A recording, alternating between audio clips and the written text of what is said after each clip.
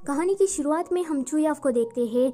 वो अपने भाई लाउशु के लिए ब्रेकफास्ट लेकर आई थी। जैसे ही वो खाना खाना स्टार्ट करता है तो चुयाव उसे कहती है कि आज मेरा इम्पोर्टेंट इंटरव्यू है, तो तुम मेरा क्या। इतना सुनकर लाउशु खाना बाहर निकालने वाला था तो चुयाव उसे कहती है कि देखो, अब तुम खाने को बाहर नहीं निकाल सकते, तुम्हें मेरा काम करना ही होगा। मैं जब इंटरव्यू के लिए जाऊँ तब तुम मेरी क्लासेस ले लेना। वो मना करता है, लेकिन चुयाव उसे ये काम देकर वहाँ से चली जाती है। उसके जाने के बाद लाउशु किसी नीयू नाम की लड़की से कॉल पर बात कर रहा था कि हमें प्लान के अकॉर्डिंग ही सब कुछ करना है। ये है नीयू। ये यहाँ पर किसी से बिजनेस रिलेटेड बातें कर रही थी। मीटिंग खत्म हो जाने के बाद नीयू लाउशु को फिर से कॉल करती है तो लाउशु उसे कहता है कि तुम ब्लूटूथ के जरिए मुझसे कनेक्ट रहो। दूसरी तरफ चुयाव अपना इंटरव्यू देने के लिए गई थी। इंटरव्यूअर उसे कहती है कि लगता है कि तुम्हें हमारी कंपनी के रूल के बारे में पता नहीं है। तुम इंटरव्यू के दिन थोड़े ढंग के कपड़े पहनकर नहीं आ सकती थी।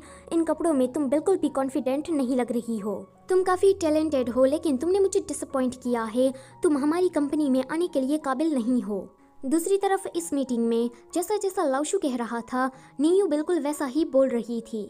उस कंपनी का जो सीईओ था उसका नाम मिस्टर वू था। मिस्टर वू कहता है कि मुझे तुम्हारा प्रोडक्ट 8 मिलियन में खरीदना है। लाउशु कहता है कि हमारा प्रोडक्ट इससे कहीं ज्यादा वर्थ ही है। ये सुनकर नीयू मिस्टर वू से कहती है कि आपको हमारी कंपनी के सीईओ से बात करनी चाहिए। थोड़ी देर के बाद वहाँ पर सीईओ का आउटफिट पहनकर लाउशु आता है। वो मिस्टर वू से कहता है कि अगर आप हमारी प्रोडक्ट के 10 मिलियन देंगे तो ही मैं इसे बेचूंगा, वरना नहीं। मिस्टर वू सोच रहा था कि ये सारे तो कॉलेज स्टूडेंट है तो वो उसकी प्रोडक्ट को कम दाम में खरीद लेगा, लेकिन यहाँ पर लाउशु बहुत ही ज्यादा चालाक निकलता है। वो अपने प्रोडक्ट की 10 मिलियन कीमत करके वहाँ से चला जाता है। अगले सीन में लाउशु और चुयाव खाना खा रहे थे। चुयाव उससे कहती है कि क्या मैंने ढंग के कपड़े नहीं पहने हैं। लाउशु कहता है कि क्यों पूछ रही हो, कि तुम्हें कोई पसंद आ गया है। तो वो कहती है कि नहीं, आज इंटरव्यूअर ने कहा कि मैं इन कपड़ों में बिल्कुल भी कॉन्फिडेंट नहीं लग रही हूँ। लाउशु कहता है कि फिर तुम मेरे साथ चलो। वो उसे शॉपिंग कराने के लिए ले जाता है। चुयाव कहती है कि यहाँ पर तो सारे कपड़े एक्सपेंसिव है। वो उसके लिए कुछ आउटफिट चूज करके उसे चेंजिंग रूम में भेज देता है। फिर वो काउंटर पर जाकर कहता है कि यहाँ के कपड़े काफ़ी ज़्यादा महंगे हैं, तो क्या आप उस लड़की को ये कहेंगे कि यहाँ पर 50% डिस्काउंट मिल रहा है। अगर आप ये कहेंगे तो वो काफ़ी ज़्यादा खुश हो जाएगी। वो लड़की कहती है कि हाँ, मैं ये कर दूंगी। लगता है कि तुम अपनी गर्लफ्रेंड के लिए कुछ ज़्यादा ही अच्छे हो। गर्लफ्रेंड शब्द सुनकर लाउशु एक स्माइल कर देता है। अगले दिन चुयाव मिस्टर वू की कंपनी में इंटरव्यू देने के लिए जाती है। जब वो वहाँ पर लाउशु को देखती है तो वो मीटिंग रूम के बाहर खड़ी होकर उन लोगों की बातों को सुनने लगती है। मिस्टर वू को लाउशु का प्रोडक्ट कम कीमत में चाहिए था तो लाउशु कहता है कि अब मुझे अपनी प्रोडक्ट के 10 मिलियन नहीं पर 12 मिलियन चाहिए, और वो ये बात फुल कॉन्फिडेंस के साथ कहता है। लाउशु के वहाँ से जाने के बाद उसी कंपनी के एक एम्प्लॉय जिसका नाम है चंग डाले, उससे चुयाव मिलती है। चुयाव उसे लाउशु के बारे में पूछती है कि वो यहाँ पर कर क्या रहा था। तो चंग डाले कहता है कि तुम्हारा भाई बिजनेस कर रहा है, कि तुम्हें ये बात पता नहीं है। वो कहती है कि मुझे इसके बारे में कुछ पता नहीं है। चंग डाले कहता है कि तुम्हारा भाई बिजनेस में फ्रॉड कर रहा है। अगर उसे रोका नहीं गया तो उस पर लीगली एक्शन लिए जाएंगे। अगर मैं तुम्हारी जगह पर होता एंड मेरे भाई ने ऐसा कुछ किया होता तो मैं तो ये बिजिंग सिटी ही छोड़कर भाग जाता। ये सुनकर चुयाव थोड़ा डर जाती है एंड घर जाकर अपना सामान बांध लेती है। जब वहाँ पर लाउशु आता है तो वो उसका फ़ोन छीन कर उसका भी सामान पैक कर देती है। लाउशु जब इसका कारण पूछता है तो वो कहती है कि अब हम अपने होम टाउन वापस जा रहे हैं। अगले दिन वो दोनों भाई बहन होम टाउन पहुंच जाते हैं। चुयाव आते ही सीधा अपने फ्रेंड से मिलने के लिए चली जाती है। उसके जाने के बाद लाउशु के हाथ में अपना फ़ोन लगता है। वो जल्दी से नीयू को कॉल करता है। नीयू उसे कहती है कि कहाँ मर गए थे, मैंने तुम्हें कितनी बार कॉल ट्राई किया। लाउशु कहता है कि कुछ अर्जेंट काम आने की वजह से अभी मैं अपने होम टाउन में हूँ। वो कहती है कि कोई भी कंपनी हमारे साथ कोऑपरेट करने के लिए रेडी नहीं है। ये सुनकर लाउशु कहता है कि ये सारा किया धरा उस मिस्टर वू का है। पता नहीं वो ये सब कुछ करके छताना क्या चाहता है। रात में चुयाव लाउशु के कमरे से कुछ आवाज़ सुनती है। वो कहती है कि क्या मेरा भाई हैकर भी है। वो जल्दी से दरवाज़ा खोलती है तो लाउशु के कमरे में उसके डैड थे। चुयाव के डैड कहते हैं कि तुम क्या दरवाज़ा नॉक करके नहीं आ सकती थी, अभी तुम्हारा भाई मुझे नेटवर्क फ्रॉड के बारे में सिखा रहा है। चुयाव कहती है कि अच्छा। तो डैड कहते हैं कि अगर तुम्हें कोई काम नहीं है तो यहाँ से निकलो। वो कहती है कि हाँ, मैं जा रही हूँ। अगले सीन में ये सभी लोग मिलकर डिनर कर रहे थे। चुयाव की माँ लाउशु से कहती है कि तुम थोड़े एग खा लो क्योंकि एग खाने से लक आता है। लाउजू को एग नहीं खाना था क्योंकि एग खाने से लाउजू को एलर्जी होती है, लेकिन चुयाव की माँ उसे फोर्स कर रही थी। ये सुनकर लाउजू थोड़ा सा एग खा लेता है। ये देखकर चुयाव और उसके डैड उसके पास से एग छीन कर खुद खा लेते हैं। कहते हैं कि हमें भी थोड़े लक की ज़रूरत है। लाउजू जल्दी से भागकर अपने कमरे में जाता है, इन एग को थूक देता है। चुया उसके पीछे आकर उसे पूछती है कि क्या तुम ठीक हो, तुम्हें कोई रिएक्शन तो नहीं हुआ ना। वो कहता है कि हाँ, मैं बिल्कुल ठीक हूँ। लेकिन चुयाव के जाने के बाद लाउजू की तबीयत बिगड़ जाती है। मिस्टर वू के कहने पर चंगडाले इनकी कंपनी में आया था। वो सोचता है कि मिस्टर वू ने कहा था कि चाहे जो कुछ भी हो जाए, लेकिन मुझे उसके प्रोडक्ट को खरीदना है। जब चंगडाले कंपनी के अंदर एंटर होता है तो ये लोग उसे कोई भाव ही नहीं देते, इन अपने अपने काम में बिजी रहते हैं। चंगडाले मिस्टर वू को कॉल करता है, कहता है कि ये कंपनी वाले मुझे कुछ ज़्यादा भरोसेमंद नहीं लगते। मैं यहाँ पर आया, लेकिन उन लोगों ने तो मुझे कोई भाव ही नहीं दिया। ऊपर से यहाँ का सीईओ लाउजू भी गायब है। मैंने पूछा तो इन लोगों ने मुझे कुछ भी नहीं बताया। मिस्टर वू कहते हैं कि मैंने जो कहा है तुम्हें बिल्कुल वैसा ही करना है। कॉल कट हो जाने के बाद चंगडाले ऊपर जाता है। यहाँ पर नीयू किसी कुरियर बॉय से कह रही थी कि इसे हमारे सीईओ लाउजू के घर पर भेजना है। ये सुनकर चंगडाले उस कुरियर बॉय के पास जाकर कहता है कि मैं इसी कंपनी में काम करता हूँ। वो लड़की थोड़ा काम में गड़बड़ करती है, तो मैं क्या चेक कर सकता हूँ कि उसने एड्रेस बराबर लिखा है कि नहीं। वो कहता है कि ठीक है, कर लो। चंगडाले यहाँ पर एड्रेस चेक करने के बहाने उस एड्रेस का एक फोटो निकाल लेता है। अगले ही सीन में चंगडाले लाउजू के घर पर पहुँचता है। वो जब लाउजू के बारे में चुयाव की माँ से पूछता है तो चुयाव की माँ उसे कहती है कि लाउजू वही ना, मेरे बेटे चूजेन का क्लासमेट, वो तो यहाँ पर नहीं रहता। चंगडाले को ये सुनकर थोड़ा अजीब लगता है। वो जब इनके घर से जा रहा था तभी ही रास्ते में उसे चुयाव मिलती है। चंगडाले को देखकर चुयाव कहती है कि हमें यहाँ पर बात नहीं करनी चाहिए, कहीं और जाकर बात करते हैं। अगले सीन में वो दोनों किसी कैफे में बैठे थे, तभी ही वहाँ पर लाउजू आता है। चुयाव कहती है कि मुझे पता लग गया है कि तुमने क्या किया है। वो कहता है कि मैंने तो कुछ नहीं किया। तो चुयाव कहती है कि चूजेन, तुम मुझे अब गुस्सा दिला रहे हो। चंगडाले कहता है कि लाउजू तुम्हारा नाम क्या चूजेन भी है। चुयाव कहती है कि तुम इनके पास से 10 मिलियन क्यों मांग रहे हो? क्या अब तुमने लोगों को लूटना भी शुरू कर दिया है? अगर डैड को मैंने ये बात बता दी तो वो तो तुम्हें जेल में ही डाल देंगे। एक्चुअली में चुयाव के डैड एक पुलिस वाले हैं, इसलिए वो उसे ऐसा कहती है। लाउजू कहता है कि चंगडाले, तुमने मेरी बहन को ऐसा भी क्या कह दिया? चंगडाले कहता है कि मिस्टर वो, ये बंदा बिल्कुल भी ठीक नहीं है। वो तुम लोगों को लूटना चाहता है, तो मैं बस तुम्हारी मदद करना चाहता हूँ। लाउजू कहता है कि मिस्टर वो ठीक नहीं है तो तुम उसके नीचे काम ही क्यों कर रहे हो? वो मिस्टर वो को कॉल करके कहता है कि चंगडाले को हमारी टीम ज्वाइन करनी है, उसे यहाँ पर बहुत ही ज़्यादा मज़ा आ रहा है, तो तुम उसका रिजाइन लेटर रेडी रखना। चंगडाले कहता है कि तुमने ये क्या किया? तो लाउजू कहता है कि तुम आईटी में कब से काम कर रहे हो, तो तुम ये बात अच्छी तरीके से जानते हो कि मेरा प्रोडक्ट 10 मिलियन से ज़्यादा वर्थ ही है। और जहाँ तक मिस्टर वू की कंपनी से रिजाइन लेने की बात है तो देखो, मुझे थैंक यू मत कहो। इतना कहते ही लाउजू चुयाव को लेकर वहाँ से चला जाता है। चुयाव कहती है कि माफ़ करना, मैंने तुम्हें गलत समझ लिया। तो वो कहता है कि इसके बारे में तुम डैड को कुछ भी मत बताना, मुझे स्कूल से सस्पेंड किया गया है, प्लीज़ ये बात भी उन लोगों को मत बताना। मिस्टर वू चंगडाले को कॉल करके उस पर चिल्लाने वाला था, लेकिन चंगडाले उसे कहता है कि मुझे तुम्हारे जैसे बॉस के नीचे काम नहीं करना है, मैं जा रहा हूँ अपने नए बॉस को ढूंढने के लिए। और हाँ, एक बात ध्यान से सुन लो, तुम मुझे फायर नहीं कर रहे हो, मैं ही तुम्हारी कंपनी को फायर करता हूँ। इतना कहकर चंगडाले जाता है चुयाव के घर पर। वो चुयाव की माँ से कहता है कि इस बार मैं चूजेन से मिलने के लिए आया हूँ। चुयाव की माँ कहती है कि अच्छा, तो तुम्हें मेरे बेटे चूजेन का काम है। वो उसे घर में एंटर होने को कहती है। चंगडाले घर को ऐसे ही देख रहा था एंड उसकी नज़र जाती है फैमिली फ़ोटो पर। वो एक फ़ोटो को उठाकर कहता है कि लगता है कि ये लाउजू है और ये चूजेन है। तो चुयाव की माँ कहती है कि हाँ, ये मेरा बेटा चूजेन है और ये लाउजू है। तो चंगडाले कहता है कि मुझे तो ये लाउजू लगता है। ये सुनकर चुयाव की माँ कहती है कि मुझे अपने बेटे का चेहरा याद क्यों नहीं है। इतना सोचकर उसे एक ट्रॉमा अटैक आता है एंड वो वहीं पर ही बेहोश हो जाती है। आगे हमें हॉस्पिटल का सीन दिखाया जाता है। चंगडाले इन सभी से माफ़ी मांगते हुए कहता है कि मुझे पता नहीं था कि कुछ ऐसा हो जाएगा। चुयाव चंगडाले को लेकर बाहर जाती है। वो चूजेन की कब्र को दिखाते हुए कहती है कि ये मेरा भाई चूजेन है। लाउजू अनाथ है एंड उसके कोई पेरेंट्स नहीं है। बचपन में लाउजू चूजेन का बेस्ट फ्रेंड बन गया था। हम तीनों ही लोग साथ में बड़े हुए, लेकिन एक दिन एक्सीडेंट में चूजेन की मौत हो गई। मेरी माँ चूजेन की मौत का सदमा सहन नहीं कर पाई और उसे एक मेंटली बीमारी हो गई। वो लाउजू को चूजेन समझने लगी। डॉक्टर ने कहा कि अगर इसकी हालत को ठीक करना है तो लाउजू को चूजेन बने रहना होगा। अगर ऐसा नहीं किया गया तो ये मर भी सकती है।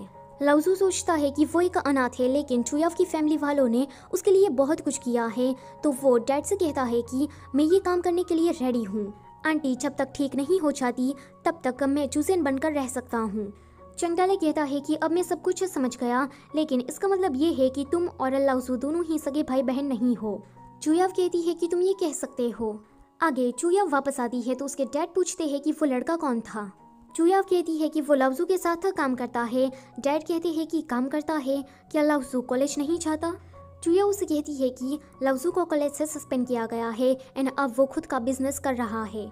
ये सुनकर उसके डैड को गुस्सा आता है तो चुयाव कहती है कि वो जो करना चाहता है आप उसे करने दीजिए। मैंने सुना है कि उसकी कंपनी का नाम शीन ही है और वो अपनी कंपनी को आगे बढ़ाने के लिए बहुत सारी मेहनत कर रहा है।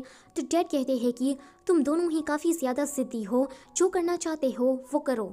उसके बाद हम कहानी के सेकंड में लीड जिन्मो को देखते हैं। जिन्मो अपने डैड से कह रहा था कि वो चुयाव को अपनी कंपनी में जॉब दिला दे। उसके डैड तो सीधे मना कर देते हैं, लेकिन जिन्मो की माँ जिन्मो के डैड से कहती है कि वो लड़की चुयाव हम उसे बचपन से ही जानते हैं, ऊपर से वो काफ़ी ज़्यादा टैलेंटेड है, तो आपको उसे ज़रूर चांस देना चाहिए। जिन्मो के डैड कहते हैं कि ठीक है, मैं उसे चांस देने के लिए रेडी हूँ। जिन्मो ये सुनकर खुश हो जाता है एंड इस खुशखबरी को आकर सीधा चुयाव को सुनाता है। चुयाव कहती है कि इसकी कोई ज़रूरत नहीं थी, मैं खुद से कुछ करना चाहती थी।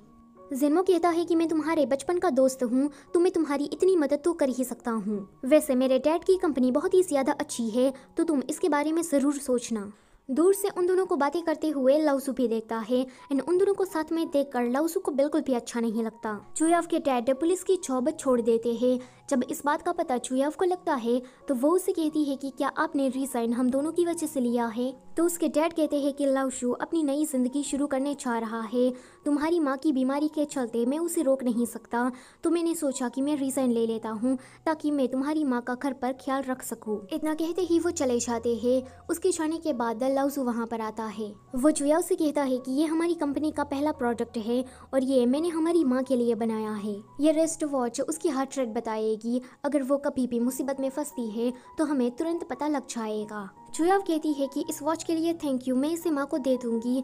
वैसे तुम हमारी फैमिली के लिए बहुत कुछ कर रहे हो। अगले सीन में चंगडाले अपना सारा सामान बांधकर बीजिंग से चुयाव के होम टाउन आता है एंड बेचारे का बैड लक, आते ही सीधा उसका सामान चोरी हो जाता है। वो पुलिस में रिपोर्ट करवाने के बाद लाउशू के घर पर आता है एंड अपनी प्रॉब्लम उसे बताते हुए कहता है कि क्या मैं तुम्हारे घर पर रुक सकता हूँ। लाउशू सीधा मना कर देता है। वो उसे कहता है कि तुम्हारी वजह से एक बार मेरी माँ खतरे में पड़ी तो ये खतरा मैं दोबारा नहीं उठाना चाहता। लाउजू उसे कुछ पैसे देता है ताकि वो बीजिंग वापस जा सके, लेकिन चंगडाले कहता है कि मेरा पर्स, मेरा आईडी कार्ड सब कुछ चोरी हो गया। आईडी कार्ड के बिना मैं ट्रैवल नहीं कर सकता एंड किसी होटल में कमरा भी बुक नहीं कर सकता। चुयाव के डैड ने चंगडाले की बात सुन ली थी तो वो उसे कहते हैं कि तुम यहाँ पर एक रात स्टे कर सकते हो। ये सुनकर चंगडाले खुश हो जाता है। चुयाव के डैड उसे कहते हैं कि तुम लाउशू के कमरे में सो जाना। ये सुनकर लाउशू एक अगली लुक देता है। अगले दिन लाउशू जब उठता है तो वहाँ उसके बाजू में चंगडाले नहीं था। तभी ही उसकी माँ उसे ब्रेकफास्ट करने के लिए बुलाने आती है। वो देखती है कि लाउशू बाहर है, चुयाव एंड उसके डैड भी बाहर है। फिर इस टॉयलेट के अंदर कौन है? वो काफ़ी डर जाती है। तो लाउशू कहता है कि कल रात मेरा दोस्त बुक लेने के लिए आया था, बहुत रात हो गई थी तो वो हमारे घर पर ही रुक गया। चुयाव की माँ कहती है कि कोई बात नहीं, उसे भी कह दो कि वो हमारे साथ ब्रेकफास्ट करने के लिए आए। तभी ही चंगडाले टॉयलेट से बाहर निकल जाता है। उसे देखकर चुयाव की माँ कहती है कि अरे तुम तो वही हो ना। ये सुनकर सभी लोग डर जाते हैं कि कहीं इसे फिर से ट्रॉमा अटैक ना आ जाए, लेकिन उसकी माँ कहती है कि मुझे याद आ गया, तुम वही हो ना चुजेन के क्लासमेट। अगले सीन में चंगडाले को अपना सामान मिल गया था तो वो वापस जा रहा था। वो कहता है कि तुम्हारी माँ तो बहुत ही डरावनी है। लाउशू कहता है कि तुम्हारा पूरा खानदान डरावना है। तभी ही चुयाव को जिन्मो का कॉल आता है। जिन्मो उसे कहता है कि तुम कल से ही मेरे डैड की कंपनी में काम करने के लिए आ सकती हो। चुयाव कहती है कि बस ऐसे ही बिना किसी इंटरव्यू के। तो जिन्मो कहता है कि तुम काफी ज्यादा टैलेंटेड हो तो तुम्हें इंटरव्यू की कोई जरूरत नहीं है। चुयाव उसे थैंक्स कहती है तो वो कहता है कि थैंक यू कहने की कोई जरूरत नहीं है, हम तो दोस्त हैं। वैसे तुम्हें नई जॉब मिल गई है तो इस खुशी में हम सेलिब्रेट करें। चुयाव उसे मना करने वाली थी, लेकिन जिन्मो उसे कहता है कि तुम्हें आना ही पड़ेगा, हमारे सारे दोस्त वहाँ पर आ रहे हैं। इतना कहते ही वो कॉल को कट कर देता है। फिर रात में ये सभी लोग मिलकर सेलिब्रेट कर रहे थे। इस पार्टी में चंगडाले भी भी आया था। इस पार्टी में चुयाव की फ्रेंड सभी लोगों से कहती है कि वो अपने बॉयफ्रेंड से जल्दी ही शादी करने वाली है। यह सुनकर सभी लोग उसे कॉन्ग्रेचुलेशन कहते हैं। जिन्मो कहता है कि तुम्हें शादी के गिफ्ट में क्या चाहिए, क्या रेड एनवेलप, वो भी बहुत सारे पैसों का भरा हुआ, या फिर तुम्हें ये बिल्डिंग चाहिए, बस तुम उस चीज का नाम लो, वो चीज तुम्हारी हो जाएगी। चुयाव की फ्रेंड कहती है कि अगर तुम्हें हमें कुछ देना ही है तो तुम हमारी शादी को एक लग्जरियस तरीके से ऑर्गेनाइज करो। थोड़ी देर के बाद सभी लोग ड्रंक हो जाते हैं। जिन्मो उल्टी सीधी हरकतें करके चुयाव को हंसा रहा था। दूर से ये सारा नजारा बैठकर लाओशु देख रहा था एंड लाओशु को चेंगडाले देख रहा था। चेंगडाले उसे एक स्टोरी सुनाते हुए कहता है कि बचपन से ही मैं एक लड़की के साथ बड़ा हुआ। मैं उसे अपनी बहन की तरह देख रहा था, लेकिन वो लड़की मुझे पसंद करती थी। मुझे उसकी फीलिंग्स का कोई अंदाजा नहीं था, तो अनजाने में मैंने उसे हर्ट कर दिया। तो लाओशु, तुम क्या इस टाइप के रिलेशनशिप में बिलीव करते हो? लाओशु उसकी बात पर ध्यान नहीं देता, क्योंकि वो समझ गया था कि चेंगडाले कहीं ना कहीं उसे ही पॉइंट कर रहा है। अगले दिन लाओशु चेंगडाले को लेकर अपनी कंपनी में आता है। नियो कहती है कि मिस्टर वू की वजह से कोई भी कंपनी हमारे साथ काम नहीं करना चाहती है। लाओशु कहता है कि अगर कोई कंपनी हमारे साथ कोऑपरेट नहीं कर रही तो हम ये खुद ही कर लेंगे। सभी लोग उसे कहते हैं कि हमारे पास उतने पैसे नहीं है, ऊपर से हमें मार्केटिंग के बारे में कोई नॉलेज भी नहीं है। फिर सभी लोग एक साथ चेंगडाले की तरफ देखते हैं। यहाँ चुयाव भी जिन्मो के डैड की कंपनी में आ जाती है। जिन्मो के डैड की जो असिस्टेंट थी उसका नाम ची था। ची उससे काफ़ी अच्छा बर्ताव कर रही थी, क्योंकि उसे ऐसा लग रहा था कि ये लड़की बिना किसी इंटरव्यू के सिफारिश के कारण आई है। इसका मतलब ये है कि वो ज़रूर सीईओ की करीबी होगी। चुयाव का आज काम पर पहला दिन था, इसीलिए लाओशु उसे लेने के लिए आता है। साथ ही साथ में वो उसके लिए केक भी लेकर आया था, लेकिन जब वो चुयाव को जिन्मो के साथ देखता है तो वो उनके पास नहीं जाता एंड ऐसे ही वापस लौट आता है। जब वो घर वापस आता है तो चेंगडाले उसे कहता है कि मैंने मार्केटिंग के बारे में एक प्रोग्राम बनाया है, तुम उसे चेक कर लो। लाओशु जब अपने लैपटॉप में उस डेटा को चेक कर रहा था तभी ही चेंगडाले केक को निकालकर खाने लगता है। जब लाओशु का ध्यान उस पर जाता है तो वो कहता है कि तुम्हें ये खाने को किसने कहा? ये केक मैं अपनी बहन के लिए लाया था। तो चेंगडाले कहता है कि माफ करना। दूसरे दिन चुयाव जब कंपनी जाती है तो उसका सामना जिन्मो के डैड मिस्टर हान से होता है। चुयाव उसे अंकल हान कह के बुलाती है तो मिस्टर हान उसे कहते हैं कि ये घर नहीं है, कंपनी है, तुम्हें यहाँ पर मुझे रिस्पेक्ट देकर बुलाना पड़ेगा क्योंकि मैं तुम्हारा सीईओ हूँ। चुयाव कहती है कि मैं समझ गई मिस्टर हान। तो मिस्टर हान उसे कहते हैं कि तुम जिन्मो के जरिए यहाँ पर आई हो तो मैं तुम्हें बता दूं कि जिन्मो मेरे लिए कुछ नहीं है। आगे मीटिंग रूम में जाने से पहले ची चुयाव से कहती है कि ये मीटिंग बहुत ही ज्यादा इम्पोर्टेंट है, तो कोई गड़बड़ मत करना। अगले सीन में वो दोनों मीटिंग रूम में होती है। जब वो दोनों फाइल्स को सभी को बांट रही थी तभी ही चुयाव का पैर फिसलता है एंड जिसके कारण सारी फाइल्स उल्टी पुल्टी हो जाती है। सभी लोग मिस्टर हान से कहते हैं कि ये हमारे नाम की फाइल नहीं है। ये सुनकर मिस्टर हान को गुस्सा आ जाता है। वो उन दोनों से कहते हैं कि तुम लोग काम ढंग से नहीं कर सकती। वो चीज से कहते हैं कि तुम तो हमारी कंपनी में कब से काम कर रही हो, तो तुम क्या इसे थोड़ा सिखा नहीं सकती थी? वो चुयाव की तरफ देखकर कहते हैं कि जिन लोगों को ये गलतफहमी है कि वो लोग सिफारिश के जरिए मेरी कंपनी में जॉब कर सकते हैं तो वो गलत है। मेरी कंपनी में वही काम करेगा जो कि कैपेबल होगा। वो उन दोनों को ही डांट कर वहाँ से भगा देते हैं। बाहर आने के बाद ची चुयाव पर बहुत ही ज्यादा गुस्सा करती है कि तुम क्या एक काम ढंग से नहीं कर सकती थी, एंड आगे से तुमने कोई भी गड़बड़ की तो मैं उसकी रिस्पॉन्सिबिलिटी नहीं लूंगी। रात में चुयाव अपनी फ्रेंड के साथ हैंग आउट करने के लिए बाहर जाती है क्योंकि उसकी फ्रेंड का उसके बॉयफ्रेंड के साथ झगड़ा हो गया था। वो कंटिन्यूसली अपना दुखड़ा रोए जा रही थी। चुयाव को उसे बताना था कि आज के दिन उसके साथ कंपनी में क्या क्या हुआ, लेकिन वो उसे कुछ भी नहीं कह पाती। जब वो घर वापस आती है तो लाओशु उसका इंतजार कर रहा था। वो उसे कहता है कि तुमने ड्रिंक करी है और ऊपर से इतना लेट आई हो, क्या तुम्हारा मूड खराब है? वो कहती है कि नहीं, मेरी फ्रेंड का मूड खराब था इसलिए मैंने उसके साथ थोड़ी पी ली। तीसरे दिन चुयाव जब कंपनी जाती है तो ची उसे बहुत सारा काम दे देती है एंड उसके साथ बहुत ही रूड तरीके से बात करती है। दोपहर के टाइम पर जिन्मो वहाँ पर कुछ इस तरह से आता है एंड सीधा उसे गर्लफ्रेंड बनने के लिए प्रपोज कर देता है। कंपनी के सारे एम्प्लॉयज क्लैपिंग करते हुए कहते हैं कि जल्दी से उसे हाँ कहो। ये सुनकर चुयाव जिन्मो को लेकर साइड में जाती है एंड कहती है कि तुम ऐसा करना बंद करो, इस तरह से तुम कंपनी में मेरी प्रॉब्लम्स और भी बढ़ा रहे हो। जब चुयाव वापस आती है तो ची उसके साथ बहुत ही अच्छा बर्ताव करने लगती है। ऊपर से उसका सारा काम भी वो दूसरी किसी एम्प्लॉयज को करने के लिए दे देती है। रात में जब वो घर आती है तो वो लाओशु को सारी बातें बताते हुए कहती है कि ये जो ची है उसका बार बार मूड चेंज होता जा रहा है। कभी वो उसके सामने एकदम से अच्छी बन जाती है तो कभी वो उसे बहुत सारा काम दे देती है। ये सुनकर लाउसू अगले दिन जिन्मो से मिलने के लिए चाहता है एंड जी के बारे में उसे बताता है। जिन्मो कहता है कि कोई बात नहीं, मैं इस मामले को हैंडल कर लूँगा। फिर वो ची से मिलने के लिए चाहता है। ची उसे कहती है कि मैंने चुयाफ को बुली नहीं किया है। जिन्मो कहता है कि ऐसी कोई बात नहीं है, मैं तो यहाँ पर तुमसे माफ़ी मांगने के लिए आया हूँ। दरअसल में मैं चुयाफ को काफ़ी पसंद करता हूँ एंड उसे ही अपनी वाइफ बनाना चाहता हूँ, लेकिन कल मैंने जो कंपनी में किया मुझे ऐसा नहीं करना चाहिए था। ची कहती है कि कोई बात नहीं, मैं चुयाफ को अच्छे से ट्रीट करूंगी। यहाँ चंगडाले आकर लाउशू से कहता है कि तुम अपने फ़ोन में क्या कर रहे हो। तो वो कहता है कि मेरी बहन को कंपनी में कुछ प्रॉब्लम थी तो मैंने जिन्मो को उसकी मदद करने के लिए भेज दिया, तो बस मैं जिन्मो के मैसेज ही देख रहा था। तो चंगडाले कहता है कि तुम्हारा दिमाग ठिकाने पर तो है ना, तुम जानबूझकर अपनी बहन को जिन्मो के पास पुश कर रहे हो, तुम्हें ऐसा नहीं करना चाहिए एंड मैं तुम्हें बता दूं कि वो जिन्मो तुम्हारी बहन के लिए सूटेबल नहीं है। लाउसू कहता है कि आजकल तुम मेरी बहन के बारे में बहुत बातें कर रहे हो, कहीं तुम तो उसे पसंद नहीं करते हो ना। लेकिन देखो मैं तुम्हें बता दूं कि मैं तुम्हें अपना ब्रदर इन लॉ नहीं बनाने वाला। चंगडाले कहता है कि भला मैं तुम्हारी बहन को क्यों पसंद करूंगा, मैं तो यहाँ पर तुम्हारी बात कर रहा था। आगे लाउशू नियू के साथ किसी जिम में जाता है एंड वहाँ के ऑनर को वो कहता है कि आप हमारे प्रोडक्ट को यूज करें एंड उसका हमें रिव्यू दे। वो ऑनर मना करता है तो लाउशू कहता है कि आज से ही नियू तुम्हारा जिम ज्वाइन कर लेगी। ये सुनकर नियू शॉक हो जाती है। ये सभी लोग मिलकर खाना खा रहे थे। लाउशू का ध्यान अपने फोन में था तो ये देखकर उसकी माँ कहती है कि लगता है कि मेरा बेटा प्यार में है। चुयाफ कहती है कि चूजन तुमने गर्लफ्रेंड कब बना ली। तो उसके डैड कहते हैं कि उसको कभी हमारे घर पर डिनर के लिए इनवाइट करना, हम भी उससे मिलना चाहते हैं। लाउशू कहता है कि ऐसा कुछ भी नहीं है। इतना कहकर वो अपना फोन साइड में रखकर खाना खाने लगता है। चुयाफ कहती है कि मुझे भी देखने दो कि वो लड़की है कौन। वो उसका फोन लेकर उसके मैसेज रीड करने लगती है। तो लाउशू अपना फोन लेकर वहाँ से चला जाता है। उसके जाने के बाद मॉम डैड कहते हैं कि वो लड़की कौन थी, कहाँ रहती है, कि तुम्हारे साथ में ही पढ़ती है। चुयाफ कहती है कि वो कोई लड़की नहीं थी बल्कि एक मैन था। यह सुनकर मॉम डैड दोनों के ही रिएक्शन देखने लायक थे। फिर हम अगले सीन में देखते हैं कि वो जिम का ऑनर लाउशू के रिस्ट वॉच को खरीदने के लिए रेडी हो गया था।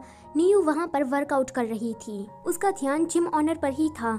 जिस तरह से वो बातें कर रहा था तो ये देखकर नियू को वो थोड़ा सेल्फ ऑब्सेस्ड टाइप का लगता है। अब यहाँ पर नियू जिम ऑनर को घूरने के चक्कर में गिरने वाली थी, लेकिन लकीली जिम ऑनर आकर उसे बचा लेता है एंड इस चक्कर में बेचारा अपना खुद का पैर भी तोड़वा लेता है। ये सीन यहीं पर ही कट होता है। अगले दिन नियू जब वहाँ पर आती है तो जिम का ऑनर मिस्टर जैंग वो नियू को इंस्ट्रक्शन दे रहा था कि देखो मैं कैसा हट्टा कट्टा हूँ और तुम दुबली पतली, तो तुम्हें थोड़ी और ज्यादा मेहनत करनी चाहिए। नियू को ये बातें इंसल्ट समान लगती है तो वो सीधा आकर अपने कलीग्स को ये बातें बताती है। चंगडाले और दूसरा कोई कलीग उसे कहता है कि अगर तुम्हें मिस्टर जैंग से प्रॉब्लम हो रही है तो कल हम तुम्हारे साथ जिम में आएंगे। अगले दिन ये तीनों लोग जिम में पहुंच जाते हैं। ये दोनों तो आते ही सीधा वर्कआउट करना शुरू कर देते हैं। नियो किसी दूसरी फिटनेस ट्रेनर के साथ मिस्टर जैंग के बारे में बातें कर रही थी। वो उसे कहती है कि ये जो मिस्टर जैंग है वो अपनी बॉडी को लेकर कुछ ज्यादा ही ओवर कॉन्फिडेंट है। तो वो फिटनेस ट्रेनर कहती है कि लगता है कि तुमने मिस्टर जैंग को गलत समझ लिया है, वो तो बिल्कुल डाउन टू अर्थ पर्सन है। बचपन में दुबला पतला होने की वजह से मिस्टर जैंग को काफी बुली किया गया था, इसलिए वो बड़े होकर स्ट्रॉन्ग बने एंड वो जो अपनी बॉडी को दिखाते हैं वो कोई शो ऑफ करने के लिए नहीं, लेकिन वो सबको ये दिखाना चाहते हैं कि वो हेल्थ में कितने अच्छे हैं। दूसरी तरफ लाउशू और चुयाव दोनों ही घर पर अकेले थे क्योंकि उसके मॉम डैड माउंटेन ट्रिप पर गए थे। भारी बारिश होना शुरू हो जाती है तो ये देखकर चुयाव को अपने पेरेंट्स की फिक्र होने लगती है।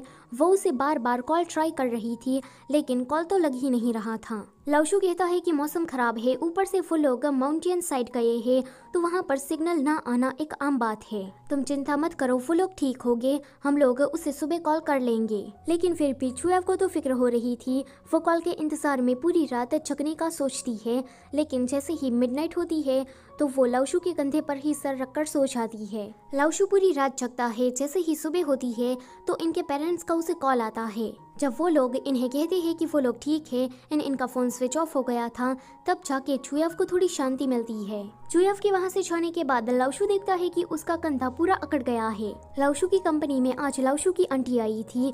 वो आते ही सीधा पूछताछ करने लगती है कि क्या ये कंपनी लाउशू की है, लाउशू के पास कितने शेयर है, ये कंपनी कितना कमाती है, एक्सेट्रा। तभी ही वहाँ पर लाउशू आ जाता है एंड आंटी को लेकर बाहर जाता है। आंटी उससे पैसे मांगती है तो लाउशू उसे चुपचाप पैसे दे देता है। है। फिर वो उसे कहता है कि अगर आपको आगे से पैसों की जरूरत पड़े तो आप मुझे सिर्फ एक मैसेज कर दीजिएगा, आपको यहाँ पर आने की कोई जरूरत नहीं है। आंटी पैसे लेकर चली जाती है। उसके जाने के बाद लाउशु काफी ज्यादा दुखी हो जाता है एंड पुरानी बातों को सोचने लगता है। बचपन से लेकर आज तक आंटी उसके पास से इसी तरह से पैसे मांगा करती थी। एक दिन लाउशु अपना एग्जाम होने की वजह से पार्ट टाइम जॉब पर नहीं जा पाता एंड कम पैसे लेकर आता है, तो ये देखकर आंटी उस पर गुस्सा करती है।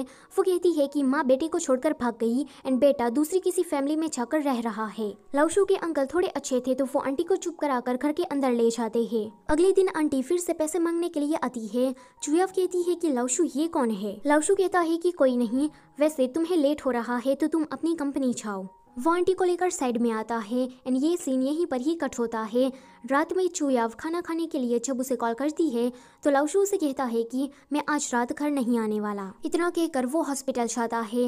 हॉस्पिटल में उसकी माँ जिंदा थी एंड उसे ब्रेन ट्यूमर हो गया था। आंटी हमेशा लाउशु के पास से मेडिकल बिल के खर्चे के पैसे ही मांगने के लिए आती थी। लाउशु जब अपनी माँ की इस हालत को देखता है तो उसे काफी ज्यादा दुख होता है। ऊपर से ब्रेन ट्यूमर के कारण उसकी माँ की आंखों की रोशनी भी चली गई थी। एक फ्लैशबैक में हमें दिखाया जाता है कि लाउशु के डैड के मरने के बाद लाउशु की माँ ने लाउशु को छोड़ दिया था एंड कहीं चली गई थी। लाउशु को आंटी बिल्कुल भी पसंद नहीं करती थी एंड रोज उसे गालियां देती रहती थी। प्रेजेंट में लाउशु अपनी माँ के पास आकर बैठता है तो उसकी माँ को लगता है कि शायद ये कोई केयर टेकर है, तो वो उसे केयर टेकर समझकर अपनी सारी दिल की बात बता देती है कि उसने अपने बेटे को छोड़ा। उस बात का उसे पछतावा आज तक हो रहा है। वो मरने से पहले अपने बेटे को एक आखिरी बार देखकर उसे माफी मांगना चाहती है। लाउशु ये सुनकर काफी ज्यादा इमोशनल हो जाता है। यहाँ पर चुयाव लाउशु की आंटी का घर का पता ढूंढते हुए उसके पास आती है एंड अंकल के जरिए उसे सारी बातें पता लग जाती है। यहाँ हॉस्पिटल में लाउशु जब खाना लेकर वापस आता है तो वो देखता है कि अब उसकी माँ नहीं रही। लाउशु रोने लगता है, साथ ही साथ में उसके मन में बहुत सारे सवाल उठ रहे थे।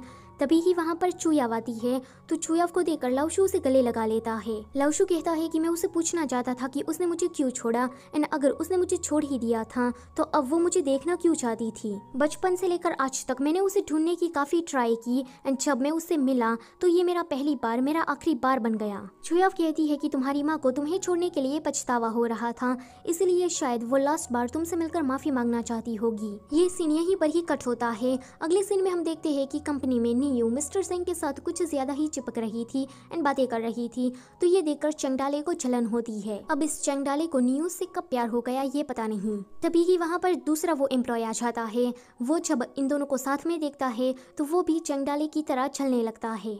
मिस्टर सेंग जब चंगडाले को ट्रेन करने आते हैं तो वो उसका मजाक उड़ा देता है। ऊपर से थोड़ी एक्सरसाइज करके दिखा देता है कि देखो तुम्हारी तरह तो मैं भी कर सकता हूँ, लेकिन इसी दिखाने के चक्कर में वो खुद का पोपट करवा देता है नीचे गिरकर। अगले सीन में चंगडाले नीयू को बता देता है कि वो उसे पसंद करता है। नीयू कहती है कि तुम्हारा दिमाग ठीक तो है ना। वो कहता है कि मैं सीरियस हूँ। नीयू कहती है कि फिर भी मेरा जवाब तुम्हारे लिए तो हमेशा नो ही होगा। चुयाव की फ्रेंड की शादी जल्दी ही होने वाली थी तो चुयाव लाउशु को ग्रूम्समैन बनने को पूछती है। लाउशु मना करता है तो चुयाव जिद करने लगती है। लाउशु कहता है कि ठीक है। अगले दिन वो लोग शादी की शॉपिंग करने के लिए जाते हैं। लाउशु जब सूट पहनकर आता है तो चुयाव की फ्रेंड उसकी तारीफ करती है कि तुम इस सूट में काफी ज्यादा हैंडसम लग रहे हो। जब वहाँ पर चुयाव आती है तो लाउशु तो उसे देखता ही रह जाता है क्योंकि चुयाव इस ड्रेस में काफी ज्यादा प्रिटी लग रही थी। यहाँ पर नीयू चंगडाले से पूछती है कि तुमने मुझे पसंद करना कब शुरू किया, तो चंगडाले कहता है कि तुमने मुझे ऑलरेडी रिजेक्ट कर दिया है तो तुम ये जानकर क्या करोगी। नीयू कहती है कि मैं क्यूरियस हूँ इसलिए। चंगडाले कहता है कि ये बात तो मुझे भी नहीं पता कि मैंने तुम्हें पसंद करना कब शुरू किया, लेकिन हम दोनों रोज ही झगड़ा करते थे तो एक दिन मुझे ऐसा लगा कि मैं तुम्हारे साथ झगड़ा किए बिना नहीं रह पाऊंगा और तब मुझे ऐसा एहसास हुआ कि मैं तुम्हें पसंद करता हूँ। नीयू ने ये सारी बातें रिकॉर्ड कर ली थी। उसके बाद वो इस रिकॉर्डिंग को ग्रुप चैट में डाल देती है। चंगडाले जब ऑफिस में वापस आता है तो सभी लोग उसका मजाक बना रहे थे। अगले सीन में चुयाव की फ्रेंड की शादी हो जाती है। शादी के बाद ये सभी लोग स्पीड डेटिंग गेम खेल रहे थे। यहाँ पर गलती से चंगडाले नीयू को किस कर लेता है तो ये देखकर नीयू उसे मारने के लिए उसके पीछे भागती है। उसके बाद दूसरा कपल आता है जो कि और कोई नहीं पर चुयाव एंड सिमो थे। उन दोनों को ये गेम खेलता हुआ देखकर लाउशु को अच्छा नहीं लगता एंड वो पार्टी से थोड़ा दूर आ जाता है। थोड़ी देर के बाद उसके पीछे पीछे चुयाव आती है। वो कहती है कि तुम यहाँ क्यों आ गए। लाउशु से पूछता है कि क्या तुम सिमो को पसंद करती हो, तो वो कहती है कि ये जानना तुम्हारा काम नहीं है। अगले दिन चुयाव कंपनी आई थी तो मिस्टर हानु से कहते हैं कि आज हमें एक इम्पोर्टेंट पार्टी में जाना है तो तुम गेस्ट की इन्फॉर्मेशन को याद रख लेना। थोड़ी देर के बाद ची, चुयाव एंड मिस्टर हान पार्टी के लिए चले जाते हैं। इस पार्टी में चुयाव मिस्टर हान की काफी मदद कर रही थी। जब चुयाव किसी गेस्ट का नाम भूल जाती है तो ची उसे याद दिला देती है। पार्टी से आने के बाद चुयाव काफी खुश थी क्योंकि उसे ऐसा लग रहा था कि आज उसने अपना बेस्ट दिया है। लेकिन बेचारी की खुशी एक ही पल में दुख में बदल जाती है। उसकी माँ उसे कहती है कि मैंने तुम्हारी ब्लाइंड डेट फिक्स की है, उस लड़की का नाम हेजुन है। चुयाव मना कर देती है कि उसे किसी भी ब्लाइंड डेट में नहीं जाना है, लेकिन उसकी माँ कहती है कि तुम्हें तो जाना ही पड़ेगा। चुयाव कहती है कि ठीक है, अगर आप इतना ही कह रही है तो मैं रेडी हूँ, लेकिन हाँ, मैं लाउजू को अपने साथ ले जाऊंगी। लाउजू कहता है कि तुम्हारी ब्लाइंड डेट में मैं आकर क्या करूँगा। तो चुयाव उसे चिमटी काटते हुए कहती है कि तुम मेरे साथ आ रहे हो। लाउशु चुयाव के साथ उसकी ब्लाइंड डेट में आया था, लेकिन वो जो लड़का था हेजुन, वो काम का बहाना मारकर नहीं आता। चुयाव की फ्रेंड को प्रमोशन मिलने वाला था एंड इसके लिए उसे एक समूह ब्लाइंड डेट फिक्स करवानी थी। तो वो अपनी जान पहचान वाले सभी लोगों को यहाँ पर इनवाइट करती है। वो फोर्सफुली चुयाव एंड लाउशु को भी बुलाती है। चुयाव और लाउशु दोनों को ही यहाँ पर नहीं आना था, लेकिन उसकी फ्रेंड इतना फोर्स कर रही थी तो वो लोग भी यहाँ पर आने के लिए रेडी हो जाते हैं। एक लड़का चुयाव का नंबर मांगता है तो चुयाव कहती है कि मेरे पास फोन नहीं है। तो दूसरा कोई लड़का कहता है कि दूर हटो, तुम्हारा टाइम अब खत्म हो गया है, दूसरों की भी बारी आने दो। चुयाव उस दूसरे लड़के को कहती है कि लगता है कि मैंने आपको पहले कहीं देखा है। लाउशु देखता है कि चुयाव के सामने जो लड़का बैठा है वो और कोई नहीं पर ब्लाइंड डेट वाला हेजुन ही है। यहाँ पर हेजुन जब चुयाव को अपना इंट्रोडक्शन देता है तो चुयाव सोचती है कि अरे ये तो वही लड़का है जिसके साथ मेरी माँ ने मेरी ब्लाइंड डेट फिक्स की थी। उसके बाद हेजुन को भी पता लग जाता है कि ये चुयाव है। हेजुन उसे कहता है कि देखो, मुझे ये ब्लाइंड डेट बिल्कुल भी पसंद नहीं है, ये तो मेरे दोस्त ने जबरदस्ती कहा इसलिए मैं यहाँ पर आया। वैसे तुम्हें नहीं लगता कि हमारा मिलना नसीब में लिखा हुआ था, क्योंकि हम दोनों अपनी ब्लाइंड डेट में नहीं मिले तो यहाँ पर मिल गए। ये सुनकर वो नंबर मांगने वाला लड़का हंसने लगता है। थोड़ी देर के बाद ये सब कुछ खत्म हो जाता है। चुयाव लाउशु से कहती है कि ये हेजुन यहाँ पर आया, ऊपर से अपनी बहुत ही ज्यादा तारीफ कर रहा था। तभी ही वहाँ पर जीमो आता है तो चुयाव की फ्रेंड कहती है कि आज तो काफी सारे लड़कों ने चुयाव का नंबर मांगा। ये सुनकर तो भाई जीमो को छलन होती है। जब जीमो को हेजुन के बारे में पता लगता है तो उसका गुस्सा तो 7वें आसमान तक पहुँच जाता है। अगले दिन चुयाव कंपनी में काम कर रही थी तो हेजुन का उसे कॉल आता है। चुयाव पहले तो हेजुन को पहचान ही नहीं पाती, लेकिन जब हेजुन अपना नाम कहता है तब जाके चुयाव को थोड़ी लाइट होती है। हेजुन उसे कहता है कि मेरे जैसा आउटस्टैंडिंग मैन काफी ज्यादा रेयर है, तुम लकी हो कि मैं तुम्हें मिल गया। ये सुनकर तो चुयाव उल्टी आने जैसा मुंह बनाने लगती है। हेजुन उसे रात में डेट के लिए पूछता है तो वो उसे मना कर देती है, लेकिन ये लड़का तो कुछ ज्यादा ही चिपकू था। उसका कॉल कट हो जाने के बाद चुयाव को जीमो का कॉल आता है। जीमो उसे कहता है कि वो साला हेजुन अगर तुम्हें परेशान करे तो बस मुझे बता देना, मैं उसकी हड्डी पसली एक कर दूंगा। आगे हेजुन ने चुयाव को मिलने के लिए बुलाया था तो जीमो भी चुयाव के साथ जाता है। यहाँ पर हेजुन गोल्फ खेलकर चुयाव को दिखाना चाहता था एंड उसे इम्प्रेस करना चाहता था, लेकिन जीमो तो इस गेम का मास्टर निकलता है। अगले सीन में हम देखते हैं कि नई स्टार्टअप होने वाली कंपनियों का एक एग्जीबिशन था और इस एग्जीबिशन में लाउशु की कंपनी ने भी पार्टिसिपेट किया था। लाउशु यहाँ पर अपने इलेक्ट्रॉनिक ब्रेसलेट के बारे में सभी लोगों को डिटेल में समझा रहा था। लाउशु की स्पीच सभी लोगों को पसंद आती है। काफी सारी कंपनियां उसकी कंपनी में इन्वेस्ट करना चाहती थी एंड उसमें से एक हान जीमो के डैड की कंपनी भी थी। ची लाउशु से बात कर रही थी तभी ही वहाँ पर हेजुन टपक जाता है।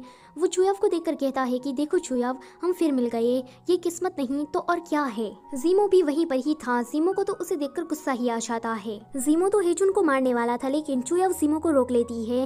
हेजुन जीमो से डर के मारे वहाँ से भाग जाता है। अगले दिन लाउशु जीमो के डैड की कंपनी में आता है। मिस्टर हान उसे कहते हैं कि अगर हमारा कोलैबोरेशन होता है तो ये काफी ज्यादा अच्छी बात है। यहाँ पर मिस्टर हान लाउशु की कंपनी में इंटरेस्टेड थे, लेकिन वो उसे कोई वादा वगैरह नहीं करते कि वो उसकी कंपनी में पक्का इन्वेस्ट करेंगे ही। आगे हेजुन चुयाव के घर पर आता है। लाउशु को तो हेजुन एक नंबर का चुट्ठा लग रहा था, लेकिन उसकी माँ को तो ये हेजुन संस्कारी लग रहा था। लाउशु उसके सच के बारे में चुयाव की माँ को बताना चाहता था, लेकिन उसे कोई चांस ही नहीं मिलता। अब वो इस हेजुन नाम की बला से छुटकारा पाने के लिए जीमो और ची दोनों की मदद लेता है। ची हेजुन को कॉल करती है एंड कहती है कि उसे एक बड़ा ऑर्डर चाहिए। ये सुनकर हेजुन अपने सेल्स डिपार्टमेंट के मैनेजर के साथ जीमो से मिलने के लिए आता है। जब हेजुन जीमो को देखता है तो उसके तो तोते ही उड़ जाते हैं। ऊपर से जीमो उसके मैनेजर के सामने उसकी कंपनी की काफी ज्यादा बुराई करता है। मैनेजर इस इंसल्ट को सह लेता है क्योंकि जीमो उन लोगों के साथ 2 मिलियन की डील साइन करने वाला था। बाहर निकलने के बाद मैनेजर हेजुन हेजुन से कहता है कि ये डील बहुत बड़ी है, चाहे जो कुछ भी हो जाए, पर तुम्हें ये ऑर्डर लेकर ही आना है। अगर तुमने ऐसा नहीं किया तो तुम्हारी जॉब तो गई। ये सुनकर हेजुन जीमो के पास जाता है तो जीमो उसे कहता है कि अभी बात करने का मेरा कोई मूड नहीं है, अभी तो मेरे जिम जाने का टाइम है। ये सुनकर हेजुन उसके पीछे पीछे जाता है। यहाँ पर जीमो उसे काफी ज्यादा एक्सरसाइज करवाता है। उसके बाद वो उसकी काफी पिटाई करता है। जब वो लोग कंपनी वापस आते हैं तो हेजुन उसे कॉन्ट्रैक्ट साइन करने को कहता है। जीमो कहता है कि इसमें अमाउंट गलत है, मैंने 2 मिलियन की नहीं पर सिर्फ 20,000 की बात की थी। ये सुनकर तो हेजुन पूरा सदमे में ही चला जाता है। जीमो ये देखकर लाओशु को बुलाता है। लाओशु से कहता है कि ये डील 1 मिलियन में साइन हो सकती है, लेकिन इसकी एक शर्त है। वो कहता है कि कैसी शर्त? तो लाओशु कहता है कि आज से तुम चुयाव से दूर रहोगे और उसे कभी भी दोबारा कांटेक्ट नहीं करोगे। तो चेंगडाले कहता है कि हाँ, नियो से भी तुम दूर रहना। हेजुन कहता है कि मुझे ये शर्त मंजूर है। कॉन्ट्रैक्ट साइन हो जाने के बाद वो खुशी खुशी वहाँ से चला जाता है। आगे मिस्टर हान चुयाव को एक रियल एस्टेट का प्रोजेक्ट पूरा करने के लिए देते हैं। चुयाव इस प्रोजेक्ट के मामले में किसी मिस्टर फैंग से मिलने के लिए जाती है। वो मिस्टर फैंग से कहती है कि आपका ये प्रोजेक्ट बिल्कुल ठीक ठाक है, लेकिन फाइनेंस रिलेटेड इसमें कुछ गड़बड़ है। ये सुनकर मिस्टर फैंग उस पर गुस्सा करते हैं।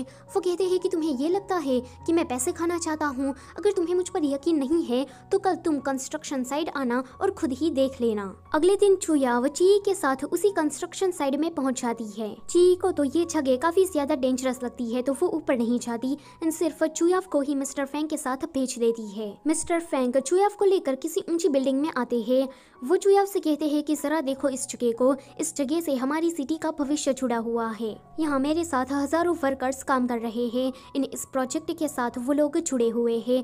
देखो, मुझे तुम्हारे इन्वेस्टमेंट की काफी ज्यादा जरूरत है। चुयाव मिस्टर फैंग से कहती है कि जब तक आप उस फाइनेंस रिलेटेड गड़बड़ को दूर नहीं करते तब तक हमारी कंपनी आपकी कंपनी में इन्वेस्ट नहीं करेगी। ये सुनकर मिस्टर फैंग को गुस्सा आता है एंड वो चुयाव पर चिल्लाने लगते हैं।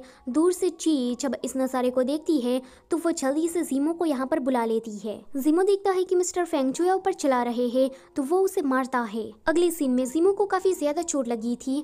वो मिस्टर फैंग से कहता है कि आपको एक लड़की को इतनी ऊपर डेंजरस जगह पर नहीं लेकर जाना चाहिए था। मिस्टर फैंग अपोलॉजी मांगते हुए कहते हैं कि मुझे इस लड़की पर चिल्लाना नहीं चाहिए था। मुझे ऐसा लगा कि अगर मैं उस पर चिल्लाऊंगा तो मुझे इन्वेस्टमेंट मिल जाएगी। यहाँ के हालात को आप देख ही सकते हो। हजारों वर्कर्स मेरे साथ काम करते हैं एंड उनके घर का गुजारा यहीं से ही चलता है और मैं आशा रखता हूँ कि आप मेरी बात को समझेंगे। जीमो को चोट लगी थी इसलिए वो हॉस्पिटल में जाता है। यहाँ पर हॉस्पिटल में जो डॉक्टर था वो तो उसके डैड का फ्रेंड था, तो वो इस बात का फायदा उठाते हुए चूजेन का पूरा रिकॉर्ड निकालता है एंड यहाँ पर जीमो को एक शॉकिंग न्यूज सुनने को मिलती है। वो सीधा लाओशु को मिलने के लिए बुलाता है। जब लाओशु वहाँ पर आता है तो जीमो से कहता है कि चूजेन का मेडिकल बिल तुमने पे किया था तो तुम्हारे पास 50,000 युवान कहाँ से आए? लाओशु कहता है कि अच्छा, तो तुम्हें पता लग ही गया। उस टाइम पर जाने से पहले मेरी माँ ने मुझे कुछ पैसे दिए थे ताकि मैं सरवाइव कर सकूं। चूजेन की फैमिली ने मुझे काफी ज्यादा अच्छी तरीके से ट्रीट किया था, इसलिए मैंने उसकी थोड़ी मदद कर दी। जीमो कहता है कि फिर भी ये 50,000 युवान की बात है, अगर मुझे नर्स बताती नहीं तो मुझे तो ये बात कभी पता ही नहीं चलती। लाओशु कहता है कि तुम इस बात को अपने तक सीमित रखना, किसी को भी कुछ भी मत बताना, खास करके चुयाव को, क्योंकि मैं नहीं चाहता कि वो लोग ज्यादा और बर्डन फील करे। जीमो कहता है कि ठीक है। फिर जीमो चुयाव से मिलता है। वो कहता है कि तुम पता लगाना चाहती थी ना कि बचपन में चूजेन का बिल किसने पे किया, तो मुझे उस इंसान के बारे में पता लग गया है। चुयाव कहती है कि कौन है वो इंसान, मुझे उसका नाम बताओ। तो जीमो कहता है कि मैंने उस इंसान से वादा किया है तो मैं उसका नाम तुम्हें नहीं बता सकता। चुयाव उससे पूछती है कि चलो ये बताओ कि उस इंसान ने मेरे भाई के मेडिकल बिल के लिए कितने पैसे दिए थे। अब जीमो तो यहाँ पर पूरी इन्वेस्टिगेशन करके आया था, इसलिए वो उसे एक्जैक्ट अमाउंट बता देता है। ये सुनकर चुयाव को गलतफहमी हो जाती है कि शायद जीमो ने ही चूजेन का बिल पे किया होगा। उसके बाद थोड़ा इमोशनल होकर जीमो उसे गर्लफ्रेंड बनने के लिए प्रपोज करता है। चुयाव उसे अपना फेवरेट फूड पूछती है तो जीमो उसकी नापसंद पसंद की सारी चीजें उसे बता देता है। अब ये जानकर चुयाव उसे हाँ कह देती है। अगले सीन में जीमो उसे घर छोड़ने के लिए आया था। चुयाव तो ऐसे ही जा रही थी तो जीमो उसे कहता है कि अब हम दोनों रिलेशन में है तो तुम कुछ भूल रही हो। तो चुयाव उसके चिक पर किस करती है एंड उन दोनों को इस तरह से लाओशु भी देख लेता है। जब चुयाव घर के अंदर आती है तो लाओशु उसे पूछता है कि क्या तुम और जीमो अब डेट कर रहे हो? तो चुयाव उसे कहती है कि हाँ, जीमो ने मेरे लिए साइलेंटली बहुत कुछ किया है तो मैं उससे इम्प्रेस हो गई एंड मैंने उसे हाँ कह दिया। इतना कहकर चुयाव अपने कमरे में चली जाती है। उसके जाने के बाद लाओशु काफी ज्यादा दुखी हो जाता है। जीमो घर आकर अपने पेरेंट्स को ये बात बता देता है कि वो और चुयाव दोनों रिलेशन में है। जीमो की माँ कहती है कि ये कब हुआ, तो जीमो कहता है कि माँ आप मुझे अंडर एस्टिमेट कर रही है, आपका बेटा बहुत ही ज्यादा चार्मिंग है। फिर वो अपने डैड से कहता है कि चुयाव अब आपकी फ्यूचर डॉटर इन लॉ बनने वाली है, तो आपको उसे अभी से ही वाइस प्रेसिडेंट बना देना चाहिए। तो उसके डैड कहते हैं कि मैं अपनी कंपनी में कोई भी नेपोटिज्म नहीं करने वाला। ये सुनकर जीमो थोड़ा सैड हो जाता है। तो उसके डैड कहते हैं कि अगर तुमने ठीक तरह से काम किया तो मैं उसे वाइस एग्जीक्यूटिव बना दूंगा। दूसरी तरफ लाओशु जब कंपनी में आता है तो नियो उसके पास भागती हुई आती है, कहती है कि मिस्टर वू की कंपनी ने हमारा ही प्रोडक्ट कॉपी करके पहले लॉन्च कर दिया। ये सुनकर चंगडाले को काफी ज्यादा गुस्सा आता है। वो कहता है कि उस मिस्टर वू को तो मैं नहीं छोड़ने वाला, पर सारे एम्प्लॉयज चंगडाले को रोक देते हैं। लाओशु इसके बारे में बात करने के लिए मिस्टर वू को कॉल लगाता है, तो मिस्टर वू से कहते हैं कि तुम्हारे जैसे यंगस्टर का फेल होना जरूरी है, तुम्हें इस बात को एक्सपीरियंस करना चाहिए कि सक्सेस इतनी ज्यादा आसानी से नहीं मिलती। कॉल कट हो जाने के बाद कुछ एम्प्लॉयज कहते हैं कि हमने एग्जीबिशन के बाद कुछ इंटरव्यूज दिए थे एंड रिपोर्टर्स इस इंटरव्यू में काफी अजीबोगरीब सवाल पूछ रहे थे। लाओशु कहता है कि यह सारा इंटरव्यू वाला प्लान जरूर मिस्टर वू का होगा। चंगडाले कहता है कि उस मिस्टर वू ने तो हमें उल्लू बनाया है। नियो कहती है कि उसने हमारे प्रोडक्ट की कॉपी की है एंड पहले ही मार्केट में लॉन्च कर दिया, अब मार्केट में हमारी तो कोई इज्जत ही नहीं रह जाएगी। चुयाओ को जब ये बात पता लगती है तो वो लाओशु को कॉल करके पूछती है कि क्या तुम ठीक हो। वो कहता है कि चिंता मत करो मैं ठीक हूँ। चुयाव कहती है कि मिस्टर हान काफी ज्यादा गुस्से में है, ऊपर से उसने तुम्हारी कंपनी में इन्वेस्ट करने से भी मना कर दिया है। सभी लोग मेरी कंपनी में ये बातें कर रहे हैं कि तुमने मिस्टर हान से पहले कोलैबोरेशन करने का वादा किया था, लेकिन चोरी छुपके अपना प्रोडक्ट मिस्टर वू को बेच दिया।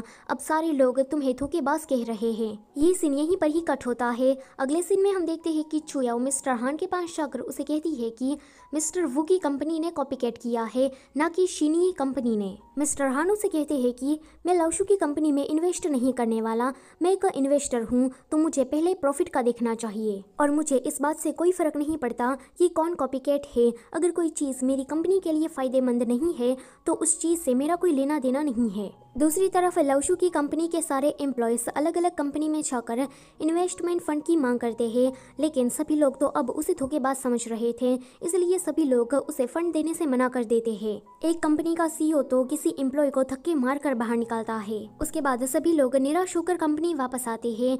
यहाँ घर में चुयाव की माँ परेशान हो रही थी क्योंकि लाओशु अभी तक घर नहीं आया था। उसे इतना चिंता में देखकर चुयाव लाओशु को ढूंढने के लिए जाती है। जब वो उसकी कंपनी में पहुंच जाती है तो देखती है कि लाओशु देर रात तक काम कर रहा है। लाओशु से कहता है कि जरूर माँ मेरे लिए परेशान हो रही होगी, इसीलिए तुम यहाँ पर आई ना। तो चुयाव कहती है कि चिंता मत करो एंड जल्दी से अपना काम खत्म कर लो ताकि हम दोनों साथ में घर जा सके। अगले दिन चंगडाले को किसी कंपनी के जनरल मैनेजर के असिस्टेंट का कॉल आता है। वो उसे कहता है कि हमारी कंपनी तुम्हारी प्रोडक्ट में इन्वेस्ट करना चाहती है। ये सुनकर चंगडाले लाओशु को लेकर उस कंपनी में जनरल मैनेजर से मिलने के लिए जाता है। लाओशु जब उस कंपनी के जनरल मैनेजर को देखता है तो वो बंदा और कोई नहीं पर शानियान था। फिर हमें एक फ्लैशबैक दिखाया जाता है। लाओशु और चूजेन दोनों ही स्कूल से वापस आ रहे थे, तभी ही उन दोनों की नजरें एक मोटर बाइक पर पड़ती है। चूजेन को वो मोटर बाइक बहुत ही ज्यादा पसंद आ जाती है। वो कहता है कि मैं बड़ा होकर ऐसी ही कोई मोटर बाइक चलाऊंगा। लाओशु कहता है कि मुझे तो कार चलानी है ताकि मैं तुम्हारी फैमिली को लेकर घूम सकूं। तभी ही वहाँ पर शानियान आता है। ये बाइक दरअसल में उसी की ही थी। फिर सीन प्रेजेंट में आता है। शानियान को लाओशु पर यकीन था कि वो कभी किसी की कॉपी नहीं कर सकता। लाओशु से कहता है कि मैं तुम्हें अपना प्रोडक्ट थोड़ा एडवांस बना कर दूंगा, तो शानियान इसके लिए रेडी हो जाता है। तभी ही वहाँ पर दंदन आती है। शानियान की बहन दंदन लाओशु के साथ हाई स्कूल में ही पढ़ती थी। चंगडाले दंदन को देखकर कहता है कि अरे तुम तो वही फेमस वायलिन प्लेयर हो ना। वो कहती है कि हाँ मैं वही हूँ। फिर वो लाओशु से कहती है कि अब मैं अब्रॉड से वापस आ गई हूँ, तो तुम्हें पहले की ही तरह मेरी प्रैक्टिस को देखने के लिए आना होगा। लाओशु को नहीं जाना था, लेकिन फिर भी वो उसे हाँ कह देता है। लाओशु के वहाँ से जाने के बाद शानियान दंदन से कहता है कि मैंने तुम्हें कभी ये बात नहीं बताई ना कि मैं चूजेन और लाओशु से कैसे मिला। फिर से हमें एक फ्लैशबैक दिखाया जाता है। शानियान को लाओशु और चूजेन काफी पसंद आ गए थे, तो वो उसे कहता है कि मैं थोड़ी देर में वापस आया, तब तक तुम दोनों मेरी बाइक का ध्यान रख लेना। शानियान के वहाँ से जाने के बाद वहाँ पर एक बुली गैंग आती है एंड वो लोग शानियान की बाइक के साथ छेड़खानी करने लगते हैं। जब लाओशू और चूजेन उन लोगों को रोकने के लिए जाते हैं तो ये लोग उन्हें मारते हैं। तभी ही वहाँ पर शानियान आ जाता है एंड जब वो ये नज़ारा देखता है तो वो उन सारे बुली गैंग को मारने लगता है। कहता है कि तुम्हारी हिम्मत भी कैसे हुई एक छोटे बच्चे पर हाथ उठाने की। वो सभी लोग ऐसे ही यहाँ पर झगड़ा कर रहे थे। तभी ही पुलिस आकर इन सभी लोगों को पुलिस स्टेशन लेकर चली जाती है। उन सभी लोगों के जाने के बाद लाओशू और चूजेन शानियान की बाइक को खींचकर पुलिस स्टेशन लाते हैं। वो दोनों शानियान के बाहर आने का इंतजार कर रहे थे लेकिन रात हो जाती है। तो चूजेन कहता है कि मेरी माँ मेरे लिए परेशान हो रही होगी तो मुझे पहले जाना पड़ेगा। चूजेन के वहाँ से जाने के बाद लाओशू पूरी रात शानियान का इंतजार करता है। सुबह सुबह शानियान जब पुलिस स्टेशन से बाहर निकलता है तो वो लाओशू को इस तरह से बैठे हुए देखकर उससे काफी ज्यादा इम्प्रेस हो जाता है। ये फ्लैशबैक यहीं पर ही खत्म होता है। अगले दिन लाओशू दंदन की प्रैक्टिस देखने के लिए जाता है। लाओशू से कहता है कि तुम बचपन की ही तरह आज भी उतनी ही सीरियस हो। तो दंदन उसे कहती है कि स्कूल खत्म हो जाने के बाद मुझे प्रैक्टिस के लिए जाना पड़ता था। मैं लोगों से ज्यादा बात भी नहीं कर पाती थी एंड इसी तरह से मैं इंट्रोवर्ट बन गई। लाओशू फिर वहाँ से जाने वाला था तो जाने से पहले दंदन उसे अपने कॉन्सर्ट की कुछ टिकट दे देती है। उसके बाद लाओशू सभी एम्प्लॉयज को लेकर दंदन के कॉन्सर्ट में आता है। कॉन्सर्ट खत्म हो जाने के बाद दंदन स्पेशली लाओशू का थैंक यू कहती है एंड सबको दिखाती है कि उसने लाओशू की ही कंपनी की वॉच पहनी है। दंदन एक फेमस सेलिब्रिटी थी तो इस तरह से करने पर लाओशू की कंपनी का थोड़ा प्रमोशन हो जाता है। कुछ दिनों के बाद दंदन फिर से लाओशू को अपने स्टूडियो बुलाती है क्योंकि उसने एक नई पीसेस बनाई थी। दंदन लाओशू को अपना ये नया म्यूजिक सुनाती है। उसके बाद वो उसे कहती है कि मैं आजकल काफी ज्यादा परेशान हूँ तो मैंने सोचा है कि मैं बच्चों को वायलिन बजाना सिखाऊंगी। ये सुनकर लाओशू उसकी थोड़ी मदद कर देता है। आगे दंदन के आने पर ये सभी लोग मिलकर पार्टी करते हैं। इस पार्टी में जीमो अनाउंस करता है कि वो और चुयाओ अब साथ में है। थोड़ी देर के बाद सभी लोग ड्रंक हो जाते हैं। जीमो थोड़ा चीजी होते हुए कहता है कि मैं ही सबको बताता रहता हूँ कि तुम मेरी गर्लफ्रेंड हो। चुयाओ तुम तो ये बात कभी नहीं कहती कि तुम मुझे पसंद नहीं करती हो। अगर तुम मुझे पसंद करती हो तो सबके सामने मुझे किस करो। चंगडाले लाओशू के एक्सप्रेशन को देख रहा था। जैसे ही चुयाओ जीमो को किस करती है तो वो वहाँ से चला जाता है। ये देखकर चंगडाले भी उसके पीछे आता है। अगले दिन चुयाओ जब कंपनी जाती है तो सारे एम्प्लॉयज उसे अच्छी तरीके से बात कर रहे थे। उसे कोई खाना ऑफर करता है तो कोई उसके हिस्से का काम कर देता है। पहले तो चुयाओ को ये बात समझ में नहीं आती लेकिन चुयाओ को जब ये पता लगता है कि जीमो ने यहाँ पर सबको बता दिया है कि वो उसकी गर्लफ्रेंड है एंड इसीलिए उसे इतनी अच्छी ट्रीट मिल रही है तो ये जानकर चुयाओ को जीमो पर काफी गुस्सा आता है। वो उसे साफ साफ कह देती है कि वो उसे स्पेशल ट्रीट ना करे एंड वो अपने बलबूते पर कुछ करना चाहती है तो वो आगे से उसके लिए कोई मुसीबत खड़ी ना करे। अब चुयाओ गुस्सा थी तो जीमो उसे मनाने के लिए उसके घर तक आ जाता है। जब वो दोनों घर के बाहर लड़ रहे थे तभी ही चुयाओ की माँ उन दोनों को साथ में देख लेती है। वो उसके पास आकर जीमो को लाओशू कह के बुलाती है। वो उसे कहती है कि तुम तो वहीं चूजेन के फ्रेंड लाओशू हो ना, तुम इतने दिनों से कहाँ थे। जीमो को चुयाओ की माँ की हेल्थ कंडीशन के बारे में पता था इसीलिए वो यहाँ पर थोड़ा कोऑपरेट कर लेता है। जब वो तीनों लोग घर के अंदर आते हैं एंड चुयाओ की माँ जीमो को जब लाओशू कह के बुलाती है तो ये देखकर लाओशू तो बहुत ही ज्यादा शॉक हो जाता है लेकिन वो उसमें कुछ कर भी तो नहीं सकता था। आगे चुयाओ जीमो को बाहर छोड़ने के लिए जाती है। जीमो उसे कहता है कि बचपन में अगर लाओशू की जगह पर मैं आ गया होता तो तुम्हें आज मुझे भाई कह के बुलाना पड़ता। ये सुनकर चुयाओ तो हंसने लगती है। जीमो कहता है कि हंसना बंद करो, ये सीरियस मैटर है, मैं इस तरह से तो नहीं रह सकता, मैं तुम्हारे घर में अब दोबारा नहीं आऊंगा। तो वो कहती है कि ठीक है, अगर मेरी माँ तुम्हारे बारे में दोबारा पूछती है तो मैं उसे कह दूंगी कि तुम अब्रॉड गए हो। जीमो कहता है कि हाँ ये अच्छा आइडिया है। जीमो थोड़ा इमेच्योर एंड बिल्कुल बच्चों जैसा था तो वो अपनी इस पर्सनैलिटी को बदलने के लिए लाओशू के साथ काम करने में जुड़ जाता है। चंगडाले लाओशू से कहता है कि तुम काफी ओवर टाइम कर रहे हो तो अपनी हेल्थ का भी थोड़ा ध्यान रख लेना। अगले दिन लाओशू ने वो एडवांस वॉच बना ली थी। वो सभी लोगों से कहता है कि तुम लोग जल्दी फैक्ट्री जाओ एंड इसकी प्रोडक्शन स्टार्ट कर दो क्योंकि हमें इस वॉच को मार्केट में सबसे पहले लाना है। दन लाओशू के घर पर चुयाओ से मिलने के लिए आती है।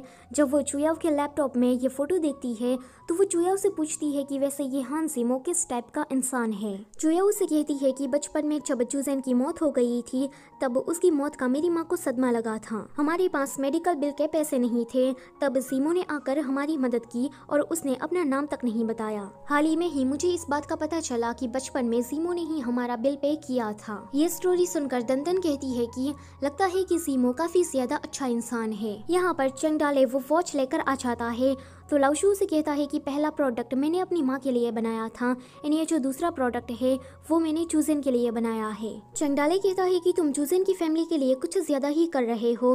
तो लाओशू कहता है कि बचपन में चूजन को स्पोर्ट्स में काफी इंटरेस्ट था, वो बड़ा होकर पीई टीचर बनना चाहता था। जब वो ऊपर से मेरी इस वॉच को देखेगा तो वो पक्का खुश हो जाएगा। ये सुनकर चंगडाले कहता है कि तुमने तो अपनी इस जिंदगी को उनकी फैमिली के नाम कर दिया है। तो लाओशू कहता है कि इससे तुम्हें क्या। एक्चुअली में ये एक साइकोलॉजिकल फैक्ट है कि बच्चे को बचपन में जो चीज नहीं मिलती बड़ा होकर वो उसी चीज के पीछे भागता है। लाओशू के साथ भी कुछ ऐसा ही हुआ है। बचपन में उसकी माँ उसे छोड़कर चली गई एंड उसे फैमिली का प्यार नहीं मिला, शायद इसीलिए वो जुयाव की फैमिली के लिए इतना सब कुछ कर रहा है। अब लाओशू इस नई वॉच को लेकर खुशी खुशी अपने घर आ रहा था, लेकिन आते ही सीधा उसे बैड न्यूज सुनने को मिलती है। जुयाव अपनी माँ को बता देती है कि वो अब जीमो के साथ रिलेशनशिप में है। जुयाव की माँ जो कि जीमो को लाओशू समझ रही थी वो उन दोनों के लिए काफी ज्यादा खुश होती है, लेकिन उन दोनों को साथ में देखकर लाओशू काफी अनकंफर्टेबल हो जाता है। जुयाव की माँ जब जीमो से उसके मॉम डैड के बारे में पूछती है तो जीमो उसे कहता है कि वो दोनों अभी अब्रॉड में है।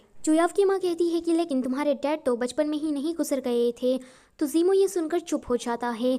लाओशू इस बात को बदलने के लिए कहता है कि उसकी माँ ने दूसरी शादी कर ली। लाओशू ये बात अपने फेस पर एक स्माइल देते हुए कहता है, लेकिन अंदर से ही उसे काफी ज्यादा बुरा लग रहा था। अगले सीन में जुयाव जब कंपनी आती है तो मिस्टर फैंग उसे किसी दूसरे प्रोजेक्ट के बारे में बात करते हैं। मिस्टर फैंग को एक जमीन खरीदनी थी एंड इसके लिए एक ऑक्शन लगने वाला था। जुयाव उसे कहती है कि यह सब कुछ मिस्टर हान पर निर्भर रहेगा कि वो आपको फंड देना चाहते हैं कि नहीं, एक बार मैं उससे पूछ लेती हूँ। जुयाव इस प्रोजेक्ट के बारे में जब मिस्टर हान से बात करने के लिए चाहती है तो मिस्टर हान उसे कहते हैं कि हम उसकी कंपनी में सिर्फ 50% ही इन्वेस्ट करेंगे। ये सुनकर जुयाव उसे कहती है कि मैंने इस प्रोजेक्ट को देखा है, ये काफी ज्यादा अच्छा है, तो आप उसे पूरा फंड क्यों नहीं दे देते। ये सुनकर मिस्टर हान कहते हैं कि भूलो मत कि तुम सिर्फ एक असिस्टेंट हो, मैं एक इन्वेस्टर हूँ, मुझे पता रहता है कि कंपनी के लिए क्या सही है और क्या गलत। रात में जुयाव जीमो से इसके बारे में बात करते हुए कहती है कि मिस्टर फैंग का ये जो प्रोजेक्ट है वो काफ़ी ज़्यादा अच्छा है, लेकिन तुम्हारे डैड इसमें सिर्फ 50% ही इन्वेस्ट कर रहे हैं। मुझे मिस्टर फैंग की मदद करनी है, लेकिन मुझे समझ में नहीं आ रहा कि मैं उसकी मदद कैसे करूँ। दूर से लाओशू ने उन दोनों की बातों को सुन लिया था। अगले दिन जुयाव जब कंपनी जा रही थी तो लाओशू से किसी इन्वेस्टर को सजेस्ट करता है एंड वो इन्वेस्टर मिस्टर फैंग की कंपनी में इन्वेस्ट करने के लिए रेडी हो जाता है। लाओशू जुयाव की मदद करने के बाद सीधा कंपनी आता है एंड यहाँ आकर उसे पता लगता है कि उसके सिस्टम में कोई बग क्रिएट हो गया है। चंगडाले कहता है कि मैंने जो वर्जन बनाया था वो अब तक का बेस्ट वर्जन था। मिस्टर वू की इतनी औकात ही नहीं कि वो मेरे सिस्टम को हैक कर सके। मुझे ऐसा लगता है कि यहाँ पर जरूर कुछ तो गड़बड़ हुई है। लाओशू कहता है कि यह मिस्टर वू हमारा पीछा आसानी से नहीं छोड़ने वाला, तो हम ब्रेसलेट की जगह पर एक इलेक्ट्रॉनिक नेकलेस बनाते हैं। थोड़े दिनों के बाद लाओशू की कंपनी काफी मेहनत करके वो इलेक्ट्रॉनिक ब्रेसलेट बना देती है। आगे मिस्टर हान जुयाव को फेई कंपनी जो कि मिस्टर वू की कंपनी है उसका एक प्रोजेक्ट देते हैं। जुयाव ये नहीं करना चाहती थी क्योंकि ये मिस्टर वू की कंपनी है, लेकिन वो मिस्टर हान को मना भी नहीं कर सकती थी। जुयाव जब इस प्रोजेक्ट की डिटेल पढ़ती है तो उसे पता लगता है कि लाओशू का कॉर और फेई कंपनी दोनों का ही कॉर सेम है। तो यहाँ पर जुयाव को थोड़ी गलतफहमी हो जाती है। उसे शक होने लगता है कि लाओशू कहीं मिस्टर वू के प्रोडक्ट को चुरा तो नहीं रहा ना। इसके बारे में वो नियू से बात करने के लिए चाहती है। नियू से कहती है कि हमने दिन रात जगकर इस प्रोजेक्ट में काम किया था, लेकिन वो मिस्टर वू हर बार हमारा सिस्टम हैक कर लेता है। पहला जो प्रोडक्ट लाओशू ने बनाया था वो तुम्हारी माँ के लिए था एंड दूसरा जो प्रोडक्ट था वो चूजन के लिए था। अब जबकि हमने एडवांस टेक्नोलॉजी का एक नेकलेस बनाया तो वो भी उस मिस्टर वू ने कॉपी कर लिया। ये जानने के बाद जुयाव सीधा घर पर जाती है एंड लाओशू से माफी मांगती है। लाओशू से पूछता है कि तुम मुझसे माफी क्यों मांग रही हो, तो वो कहती है कि मैंने तुम पर शक किया इसीलिए। मुझे मिस्टर हान ने फेई कंपनी का एक प्रोजेक्ट दिया एंड मैंने देखा कि तुम्हारी कंपनी और उसकी कंपनी दोनों के ही कोर सेम थे। लाओशू कहता है कि सारे टेस्ट वगैरह कराकर हमने कल ही हमारे नेकलेस को अप्रूव किया था। ये कैसे हो सकता है? मिस्टर वू एक दिन के अंदर हमारे कोर को इतनी आसानी से चोरी नहीं कर सकता।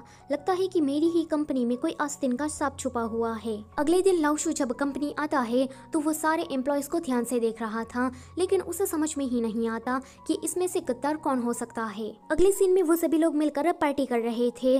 तभी ही हो यंग नाम के एक एम्प्लॉय के फोन में ची का कॉल आता है। सभी लोग तो ये देखकर शॉक हो जाते हैं कि इस हो यंग के पास ची का नंबर कैसे आया। लाओशू से कहता है कि फ़ोन स्पीकर पर रखकर बात करो।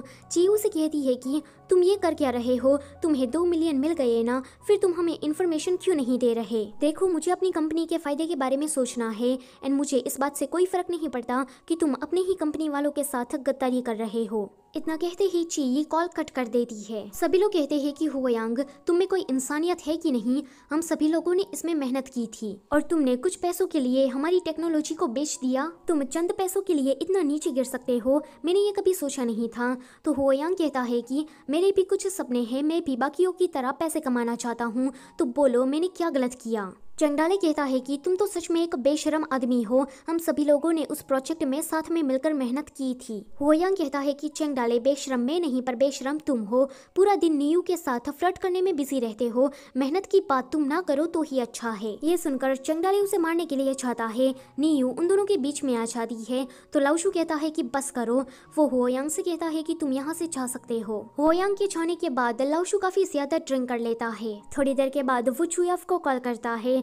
चुयाफ कहती है कि तुमने क्या ड्रिंक करी हुई है, बताओ मुझे कि तुम अभी कहाँ पर हो। ये वाला सीन यहीं पर ही कट होता है। अगले दिन लाओशू जब उठता है तो कल रात क्या हुआ था उसे कुछ भी याद नहीं था। वो चुयाफ से एक बार पूछता है कि वो घर कैसे आया, तो चुयाफ उसे कहती है कि तुम्हारी कॉल करने के बाद मैं तुम्हारे पास आई थी। फिर हमें फ्लैशबैक दिखाया जाता है। लाओशू के पास जब चुयाफ आती है तो लाओशू उसके हाथ पकड़ लेता है, कहता है कि मैं तुम्हें इतने सालों से प्रोटेक्ट करता आ रहा हूँ, लेकिन अभी भी तुम मुझे अपना एक भाई ही समझ रही हो। मैं तो तुम्हें पसंद करता हूँ एंड ये फीलिंग कोई भाई बहन की फीलिंग नहीं है। ये सुनकर चुयाओ शॉक हो जाती है। प्रेजेंट में चुयाओ से कहती है कि कल रात तुमने मुझे कहा था कि मैं तुम्हारी बहन नहीं हूँ। लाओशू से कहता है कि क्या मैंने तुमसे ऐसा कहा था, तो चुयाओ कहती है कि हाँ तुमने ऐसा ही कहा था, तुम बिजनेस करने लगे हो, बड़े आदमी बन गए हो, तो तुम क्या अब मुझे बहन नहीं बुलाओगे। तुम लाख मना कर लो लेकिन फिर भी मैं तुम्हारी सिस्टर ही रहूंगी। लाओशू भी चुयाओ की इस बात पर यकीन कर लेता है। जब वो अपनी कंपनी चाहता है तो उसे पता लगता है कि मिस्टर वू ने उसकी कोड चोरी करने पर उस पर सू किया था। चंगडाले कहता है कि हद है यार, ये मिस्टर वू ऐसा करके विक्टिम कार्ड प्ले कर रहा है। मुझे बीजिंग जाकर हमारी कंपनी को इनोसेंट साबित करने के लिए कुछ सबूत ढूंढने होंगे। शानयान लाओशू को मिलने के लिए बुलाता है। वो उसे कहता है कि आज की बोर्ड मीटिंग में सभी बोर्ड मेंबर्स ने ये कहा कि हम तुम्हारी कंपनी में इन्वेस्ट ना करें। मैंने उन लोगों को काफी समझाया, लेकिन माफ करना कि अब मैं इसमें कुछ नहीं कर सकता। मिस्टर हान चुयाफ को अपनी कंपनी का वाइस एग्जीक्यूटिव बना देते हैं। ये सुनकर कुछ बोर्ड मेंबर्स शॉक हो जाते हैं, लेकिन उनमें से कुछ खुश भी थे। फिर मिस्टर हान सभी लोगों से कहते हैं कि शीनी, जो कि लाओशू की कंपनी है, उस कंपनी में कोई भी इन्वेस्टर इन्वेस्ट नहीं करना चाहता, तो ये सही मौका है कि हम उसकी कंपनी को लो प्राइस में खरीद ले। वो ये सारा काम चुयाफ को करने को देते हैं। चुया उसे मना करने वाली थी क्योंकि यह लाओशू की कंपनी थी, लेकिन मिस्टर हान उसे कहते हैं कि मैंने तुम्हें वाइस एग्जीक्यूटिव बनाया है तो तुम मुझे निराश मत करना। फिर चुयाओ लाओशू की कंपनी में आकर सभी लोगों से कहती है कि हमारी कंपनी तुम्हारी कंपनी को खरीदना चाहती है। नियो कहती है कि बस 5 मिलियन। तो दूसरा कोई एम्प्लॉय कहता है कि बाकी सारी कंपनियां तो हमें 3 मिलियन ऑफर कर रही है, हमारे पास 0 पैसे हो, इससे अच्छा कि हम 5 मिलियन में डील फाइनल कर ले। लेकिन नियो तो फिर भी मना करती है। लाओशू भी चुयाओ को मना कर देता है कि वो अपनी कंपनी नहीं बेचेगा। चुयाओ आकर जब ये बात मिस्टर हान को बताती है तो मिस्टर हान कहते हैं कि 5 मिलियन मैंने उसे एक अच्छी अमाउंट ऑफर की है, तुम्हारे पास सिर्फ 1 महीना है, अगर 1 महीने के अंदर शीनी को उसने हमें नहीं बेचा तो उसके बाद मैं उसे एक फूटी कौड़ी तक नहीं दूंगा। जब इस बात का पता सीमो को लगता है तो वो लाओशू के पास आता है।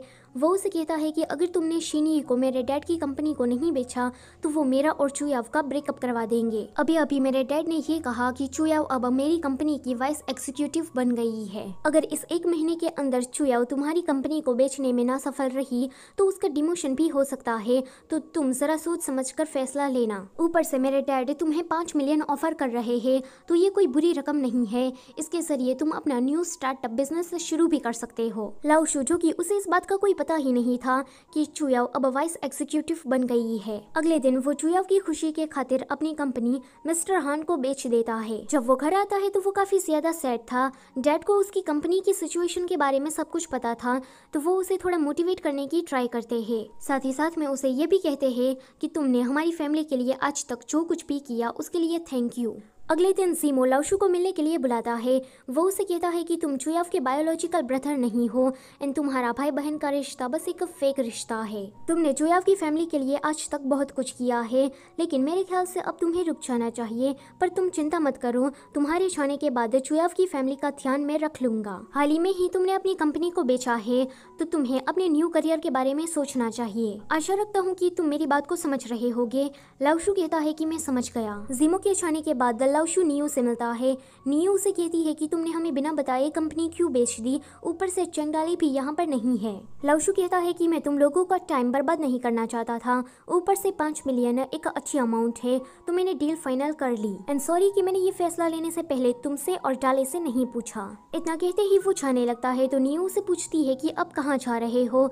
तो लाउशु कहता है कि मुझे घर रेंट पर लेना है, तो बस उसी को ही देखने जा रहा हूँ। ये सुनकर नियो भी उसके साथ जाती है। एक घर पसंद आ जाने के बाद लाउशु सीधा घर पर आता है एंड सभी लोगों से कहता है कि वो फिर से स्कूल ज्वाइन करना चाहता है एंड वो आज से डोमेट्री में ही रहेगा। चुयाव की माँ तो इसके लिए मना करती है, लेकिन डैड उसे समझ रहे थे तो वो उसे जाने की परमिशन दे देते हैं। कुछ दिनों के बाद बीजिंग से चंगडाले वापस आ जाता है एंड जब उसे पता लगता है कि लाउशु ने अपनी कंपनी बेच दी है, तो वो कहता है कि मेरी सारी मेहनत वेस्ट हो गई, लेकिन अभी भी मुझे इस बात पर यकीन नहीं हो रहा कि लाउशु ने अपनी कंपनी बेच दी। नियो से कहती है कि वैसे तुम बीजिंग से क्या लाए, तो वो कहता है कि मेरे पास थोड़े एविडेंस है, लेकिन सारे आ जाने के बाद हम लॉ सूट को पक्का जीत जाएंगे। फिर से कुछ दिनों का लीप आता है। चुयाव लाउशु से मिलने के लिए आती है। वो कहती है कि माँ तुम्हें काफी ज्यादा याद कर रही है, तो तुम घर कब आने वाले हो? माँ और डैड दोनों ही तुमसे मिलना चाहते हैं। लाउशु कहता है कि मुझे तो लगा था कि माँ का ध्यान जीमो रख रहा होगा। जब तक जीमो वहाँ पर है तो मेरे ख्याल से मुझे वहाँ आने की कोई जरूरत नहीं है। उसके बाद लाउशु से मिलने के लिए दंदन उसके घर पर आती है। वो उसे पूछती है कि तुमने क्या जीमो की वजह से घर बदला? तो लाउशु कहता है कि मैं चुयाव और जीमो के बीच में नहीं आना चाहता था, ऊपर से मेरी माँ की कंडीशन भी अब स्टेबल है। फिलहाल तो मैं सबसे अकेला रहकर अपने करियर के बारे में सोच रहा हूँ। दंदन उसके लिए खाना बनाने के लिए किचन में जाती है। तो लाउशु उसे कहता है कि मुझे एग पसंद नहीं है, तो वो मत डालना। दंदन कहती है कि ठीक है। थोड़ी ही देर में दंदन रामेन बनाकर लाती है। जब लाउशु उस रामेन को खाता है तो उसे एलर्जी होने लगती है। दंदन कहती है कि मैंने तो एग नहीं डाला था, लेकिन जब वो उस रामेन के पैकेट को देखती है तो उसके इंग्रेडिएंट में एग था। आगे हम हॉस्पिटल का सीन देखते हैं। डॉक्टर कहते हैं कि अगर उसे एलर्जी थी तो तुम लोगों को थोड़ा ध्यान रखना चाहिए था ना। पता ही कि ये कितना रिस्की है, बट लकीली उसे सिर्फ फीवर ही हुआ है, लेकिन तुम लोगों को आगे से थोड़ी और सावधानी बरतनी होगी। ये सुनकर दंदन चुयाव से माफी मांगती है कि वो थोड़ी केयरलेस हो गई थी, तो चुयाव उसे कोई भाव नहीं देती एंड बिल्कुल एक जेलस गर्लफ्रेंड की तरह लाउशु के पास जाती है। वो तो दंदन को लाउशु के आसपास भी थोड़ी देर के लिए भटकने नहीं देती। लाउशु अभी बेहोश था। वो बेहोशी में ही चुयाव का हाथ पकड़ लेता है एंड उसका नाम नींद में बड़बड़ाने लगता है। ये सुनकर चुयाव थोड़ी अनकंफर्टेबल हो जाती है। फिर से जब दंदन वहाँ पर आती है तो चुयाव उसे कहती है कि तुम लाउशु का ध्यान रख लेना। इतना कहती ही वो जीमो के साथ चली जाती है। जब दंदन लाउशु के पास आकर बैठती है तो वो देखती है कि लाउशु नींद में चुयाव का नाम ले रहा है। ये देखकर दंदन को काफी बुरा लगता है। अगले दिन लाउशु को जब होश आता है तो वो दंदन से पूछता है कि क्या पूरी रात तुमने मेरा ध्यान रखा? दंदन कहती है कि हाँ। ऊपर से दंदन लाउशु को ये बात नहीं बताती कि चुयाव भी उसे देखने के लिए आई थी। ये सीन यहीं पर ही कट होता है। अगले सीन में हम देखते हैं कि लाउशु डेटा कलेक्शन का काम कर रहा था। थोड़ी दिनों के बाद दंदन उसे मिलने के लिए आती है। वो उसे कहती है कि तुम मेरा कॉल पिक क्यों नहीं कर रहे? देखो, मुझे तुमसे मिलने के लिए आना पड़ा। वैसे तुम क्या अपनी कंपनी को फिर से शुरू करने वाले हो? तो लाउशु कहता है कि मैंने कभी भी ये नहीं कहा था कि मैं गिव अप कर रहा हूँ। दंदन कहती है कि मैंने तुमसे कितनी बार कहा कि तुम मेरी भाई की कंपनी में काम कर लो, लेकिन तुमने हर बार मना ही कर दिया। क्या तुम सिर्फ चुयाव की ही बात मानोगे? अभी तुम मुझसे थोड़ा रूड होकर बात कर रहे हो, लेकिन जब भी तुम चुयाव के साथ होते हो तब तुम एक अलग ही इंसान बन जाते हो। उस दिन तुम जब हॉस्पिटलाइज थे तब चुयाव तुम्हें देखने के लिए आई थी। लाउशु कहता है कि अगर वो आई थी तो तुमने मुझे ये बात पहले क्यों नहीं बताई? दंदन कहती है कि क्या तुम्हें दिख नहीं रहा कि मैं तुमसे प्यार करती हूँ? उस दिन चुयाव के जाने के बाद तुम सिर्फ चुयाव का ही नाम लिए जा रहे थे। ये सब कुछ सुनकर पता है कि मुझे कितना बुरा लगा। लाओशू कहता है कि माफ करना, मैं तुम्हारे इस अफेक्शन को एक्सेप्ट नहीं कर सकता क्योंकि मेरे दिल में ऑलरेडी एक लड़की है एंड उस लड़की को तुम अच्छी तरीके से जानती हो। आगे मिस्टर हान हॉस्पिटल आए थे। डॉक्टर उसे कहते हैं कि तुम काम का कुछ ज्यादा ही स्ट्रेस अपने ऊपर ले रहे हो एंड इसके चलते तुम्हें कैंसर हो गया है। दूसरी तरफ सीमो चुयाव को शादी करने के लिए प्रपोज करता है तो चुयाव उसे हाँ कह देती है। यहाँ लाओशू चुयाव के घर पर आया था। वो सोच रहा था कि आज तो वो चुयाव को अपने दिल की बात बता ही देगा, इसके लिए वो चुयाव का इंतजार कर रहा था। काफी देर के बाद जब चुयाव घर पर आती है तो वो लाओशू को देखकर अपनी रिंग छुपा देती है। लाओशू कहता है कि मुझे तुमसे कुछ बात करनी है। अगले सीन में वो दोनों घर के बाहर थे। लाओशू उसे बता देता है कि वो उसे पसंद करता है तो चुयाव कहती है कि पता है। लाओशू उसे पूछता है कि तुम्हें कैसे पता चला तो चुयाव कहती है कि उस दिन जब तुम ड्रंक थे तब तुमने मुझे कन्फेस किया था। अगले दिन मैंने तुम्हें इसीलिए नहीं बताया क्योंकि मैं तुम्हें खोना नहीं चाहती थी। उस टाइम पर मुझे ऐसा लगा कि अगर मैं तुम्हें सच बता दूंगी तो तुम मुझसे दूर चले जाओगे और हमारा रिश्ता पहले जैसा नहीं रहेगा। तब मैं अपनी ही फीलिंग्स को लेकर काफी कंफ्यूज हो गई थी। लाओशू कहता है कि मुझे जिंदगी में कोई रिग्रेट नहीं चाहिए, इसलिए आज मैं तुमसे ये बात बता रहा हूँ कि मैं तुमसे प्यार करता हूँ। चुयाव कहती है कि अब ये इम्पॉसिबल है। वो अपनी रिंग दिखाते हुए कहती है कि आज रात ही मैंने और सीमो ने एंगेजमेंट कर ली है। लाओशू उसे एक आखिरी सवाल पूछता है कि क्या तुमने मुझे कभी भी पसंद किया है। वो कहती है कि कभी भी नहीं। इतना कहते ही वो रोते हुए अंदर चली जाती है। अगले दिन चुयाव अपने पेरेंट्स को वो रिंग दिखाते हुए कहती है कि वो और सीमो जल्दी ही शादी करने वाले हैं। ये सुनकर उसकी माँ तो खुश होती है लेकिन डैड थोड़े निराश हो जाते हैं। एक्चुअली में डैड को ये बात पहले से ही पता है कि लाओशू चुयाव को पसंद करता है। उसे लाओशू की थोड़ी फिक्र होने लगती है तो वो उसे मिलने के लिए उसके घर पर जाते हैं। वो कुछ बात कर पाते उससे पहले ही दंदन का लाओशू को कॉल आता है। वो कहती है कि तुम्हारी माँ तुम्हें देखने के लिए तुम्हारे स्कूल आ रही। लाओशू और उसके डैड भागे हुए घर पर आते हैं तो उसकी माँ कहती है कि देखा दंदन, तुम्हारे एक कॉल करने पर चूजन यहाँ पर भागा हुआ चला आया, वरना वो तो मुझे देखने तक नहीं आता। दूसरी तरफ मिस्टर हान चुयाव से कह रहे थे कि हमने अपना मार्केट चाइना में तो बना लिया है, अब मैं सोच रहा हूँ कि थोड़ा फॉरेन में भी डेवलप किया जाए। इसलिए मैं चाहता हूँ कि शादी के बाद तुम और सीमो दोनों फॉरेन में रहने के लिए चले जाओ। वहाँ जाने के बाद तुम सीमो को थोड़ा बिजनेस के बारे में भी समझा देना। चुयाव उसे कहती है कि क्या आपको मेरी फैमिली की कंडीशन के बारे में पता है। तो मिस्टर हान कहते हैं कि मैं जानता हूँ, इसलिए मैं तुमसे कह रहा हूँ कि तुम थोड़ा सोच समझ कर जवाब देना। अगले सीन में सीमो चुयाव को घर छोड़ने के लिए आया था।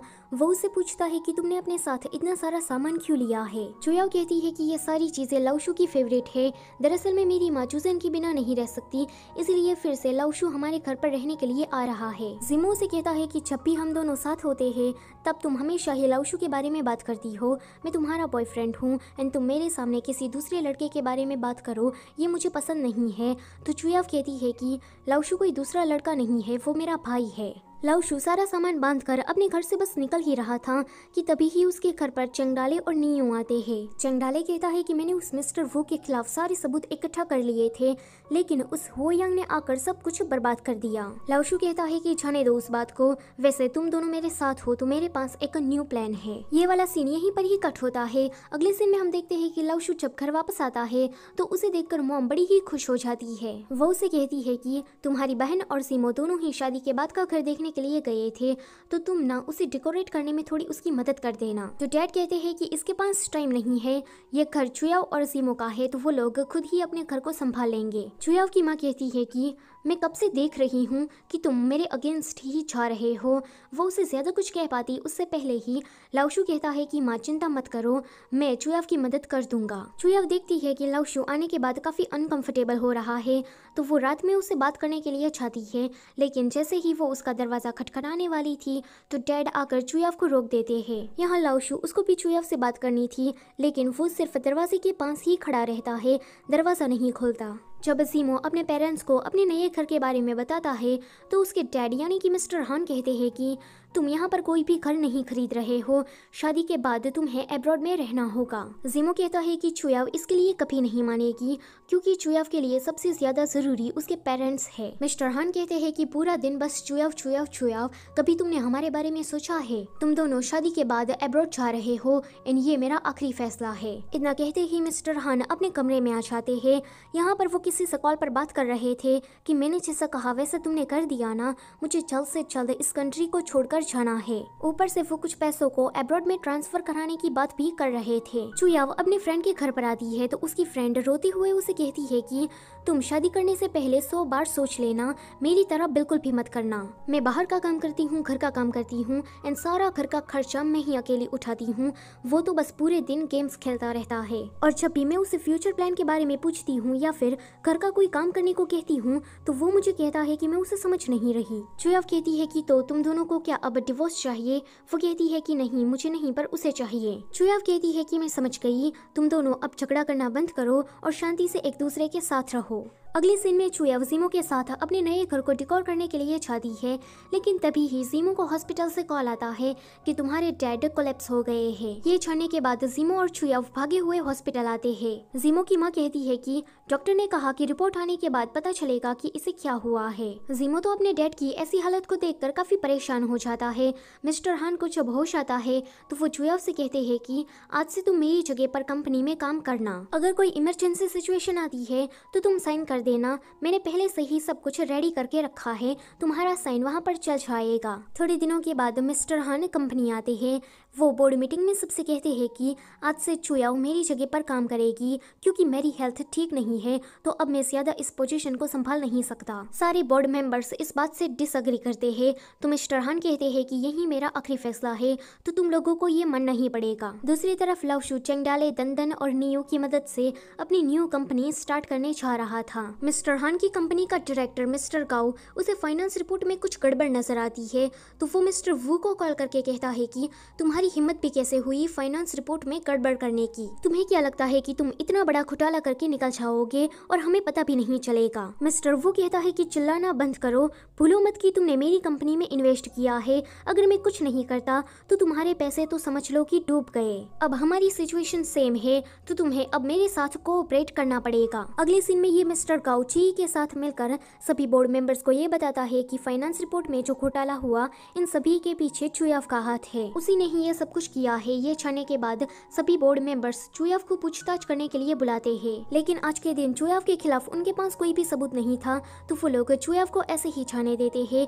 लेकिन अगले दिन वो लोग सबूत के साथ आते हैं। वो लोग उसे किसी फाइल में साइन किया हुआ दिखाकर पूछते हैं कि अब बताओ कि तुमने ही फेक फाइनेंस रिपोर्ट बनाई थी ना। चुयाव कहती है कि मुझे इसके बारे में कुछ भी पता नहीं है, ऊपर से मिस्टर वू की कंपनी का जो प्रोजेक्ट था वो तो मैंने कब का छोड़ दिया है, अब तो उस प्रोजेक्ट को ची संभाल रही है। ये जानकर बोर्ड मेंबर्स उसे कहते हैं कि लेकिन तुमने तो यहाँ पर साइन किया हुआ है, उसके बारे में तुम क्या कहोगी। चुया उस फाइल्स को देखकर कहती है कि मैंने इन सभी फाइल्स को ठीक तरह से चेक करके ही उसमें साइन किया था। यह सुनकर एक बोर्ड मेंबर कहता है कि कहीं मिस्टर हान ने हमें बिना बताए शेयर में घोटाले तो नहीं किए हैं ना। तो चुयाव कहती है कि इसके बारे में मुझे कुछ भी पता नहीं है। यहाँ पर जीमो को पता चलता है कि मिस्टर हान जल्दी ही मरने वाले हैं। यह जानकर जीमो काफी इमोशनल हो जाता है। मिस्टर हान उसे कहते हैं कि रोना बंद करो एंड ध्यान से सुनो मेरी बात, तुम दोनों को अभी के अभी एब्रॉड जाना पड़ेगा एंड पैसों की चिंता तुम मत करो, मैंने सब कुछ वहाँ पर सेटल कर दिया है और वहाँ जाने के बाद यहाँ पर कभी भी वापस लौट कर मत आना। जीमो पूछता है कि ऐसा क्यों, तो मिस्टर हान कहते हैं कि मेरी कंपनी जल्दी ही गिरने वाली है, इसलिए मैंने ऑलरेडी अपने नाम के शेयर पहले ही ट्रांसफर करा लिए एंड हाँ, तुम चुयाव से कोई भी कॉन्टेक्ट मत रखना क्योंकि अभी चुयाव की इन्वेस्टिगेशन हो रही होगी, अगर तुम उसे कॉल करोगे तो उन्हें पता लग जाएगा कि हम अभी कहाँ पर है। जीमो ये सुनकर चुयाव की मदद करना चाहता था, लेकिन उसकी माँ उसे रोक देती है, कहती है कि जैसा तुम्हारे डैड कह रहे हैं फिलहाल तुम्हें वैसा ही करना है। यहाँ पर बोर्ड मेंबर्स चुयाव से पूछते हैं कि तुम तो जीमो की फियांसे हो ना, तो तुम्हें पता होगा कि मिस्टर हान कहाँ पर है। चुयाव कहती है कि मिस्टर हान की तबीयत ठीक नहीं थी, तो उसने कहा कि उसे किसी दूसरे सिटी में जाकर इलाज करवाना है, तो मुझे कोई आइडिया नहीं है कि वो लोग अभी कहाँ पर है। ये सुनकर मिस्टर गाओ चुयाव के पास से उसका फोन छीनकर जीमो को कॉल करते हैं, लेकिन जीमो का फोन स्विच ऑफ आ रहा था। अगले दिन चुयाव अपने फ्रेंड के बार में बैठी थी, तभी ही वहाँ पर उसके पास कुछ गुंडे आते हैं एंड ये गुंडे मिस्टर गाओ ने ही भेजे थे। वो लोग उसे चाकू वगैरह दिखाकर पूछते हैं कि बता दो कि मिस्टर हान कहाँ पर है। चुयाव को तो इसके बारे में कुछ पता नहीं था, तो वो उन्हें क्या बताती। वो गुंडे चुयाव को जान से मारने की धमकी देते हैं। लाओशु चुयाव के फ्रेंड के बार की तरफ ही आ रहा था, तो जब वो ये नजर सारा देखता है तो वो जल्दी से चुयाव की मदद करने के लिए भागता है। लाउशु के वहाँ आने के बाद वो सारे गुंडे वहाँ से भाग रहे थे, लेकिन उसका जो लीडर था वो जाने से पहले लाउशु पर चाकू से वार करता है। अगले सीन में लाउशु को हॉस्पिटलाइज किया जाता है। जब लाउशु की ऐसी हालत चुयाव की माँ देखती है तो उसे फिर से ट्रॉमा अटैक आता है और वो बेहोश हो जाती है। थोड़ी देर के बाद डॉक्टर आकर कहते हैं कि लाउशु पर चाकू से कहीं 12 स्टैब किया गया है। उसकी हालत काफी नाजुक है एंड अभी वो कोमा में है। जब वो उठेगा तभी हमें कुछ पता चलेगा कि हम उसके साथ क्या कर सकते हैं। ये सुनने के बाद चुयाव तो काफी ज्यादा रोने लगती है। एक तरफ उसकी माँ थी तो दूसरी तरफ लाउशु। ऊपर से कंपनी की जो प्रॉब्लम थी वो अलग से थी। वो रोते हुए जीमो को कॉल करने की ट्राई करती है, लेकिन उसका फोन स्विच ऑफ आ रहा था। ये देखकर वो जीमो को कंटिन्यूसली कॉल करना चालू रखती है, लेकिन जीमो की तरफ से उसे कोई भी रिस्पॉन्स नहीं मिलता। चुयाव के पास लाउशु के मेडिकल बिल के पैसे नहीं थे, इसलिए वो कंपनी जाकर 2 महीने की एडवांस सैलरी मांगती है। लेकिन वहां जाने के बाद उसे पता लगता है कि उसे तो कंपनी से फायर कर दिया है। चुयाव की माँ को होश आता है, लेकिन उसका माइंड पूरा ब्लैंक था। पिछले कुछ दिनों में जो कुछ भी हुआ था उसे कुछ भी याद नहीं था। वो जब चूजेन के बारे में डैड से पूछती है तो डैड उसे कहते हैं कि चूजेन अभी बीजिंग में स्टडी कर रहा है। रात में चुयाव जब घर आती है तो उसके डैड उसे कहते हैं कि ये सारे पैसे मैंने तुम्हारी शादी के लिए बचा कर रखे थे, लेकिन तुम इसे लाउशु के मेडिकल बिल के खर्च में यूज कर लेना। चुयाव डैड को मना करती है तो डैड उसे कहते हैं कि लाउशु ने हमारे लिए बहुत कुछ किया है तो हम उसके लिए इतना तो कर ही सकते हैं। अगले दिन चुयाव लाउशु के पास जाती है एंड उसे स्टोरी सुनाती है। क्या पता उसकी आवाज को सुनकर लाउशु कोमा में से बाहर आ जाए। जब मिस्टर वू को पता लगता है कि लाउशु अभी कोमा में है तो वो इस बात को फैला देने को कहता है। उसके बाद लाउशु के सारे कलीग्स लाउशु को देखने के लिए आते हैं, लेकिन वो लोग लाउशु से मिल पाते उससे पहले ही कुछ रिपोर्टर्स आकर उन्हें घेर लेते हैं। वो लोग उसे पूछते हैं कि क्या लाउशु का इंजर्ड होना मिस्टर हान की कंपनी से रिलेटेड है, क्या उन्हीं कंपनी वालों ने लाउशु को मारा है। ये सभी लोग इन्हें कहते हैं कि शूटिंग करना बंद करो।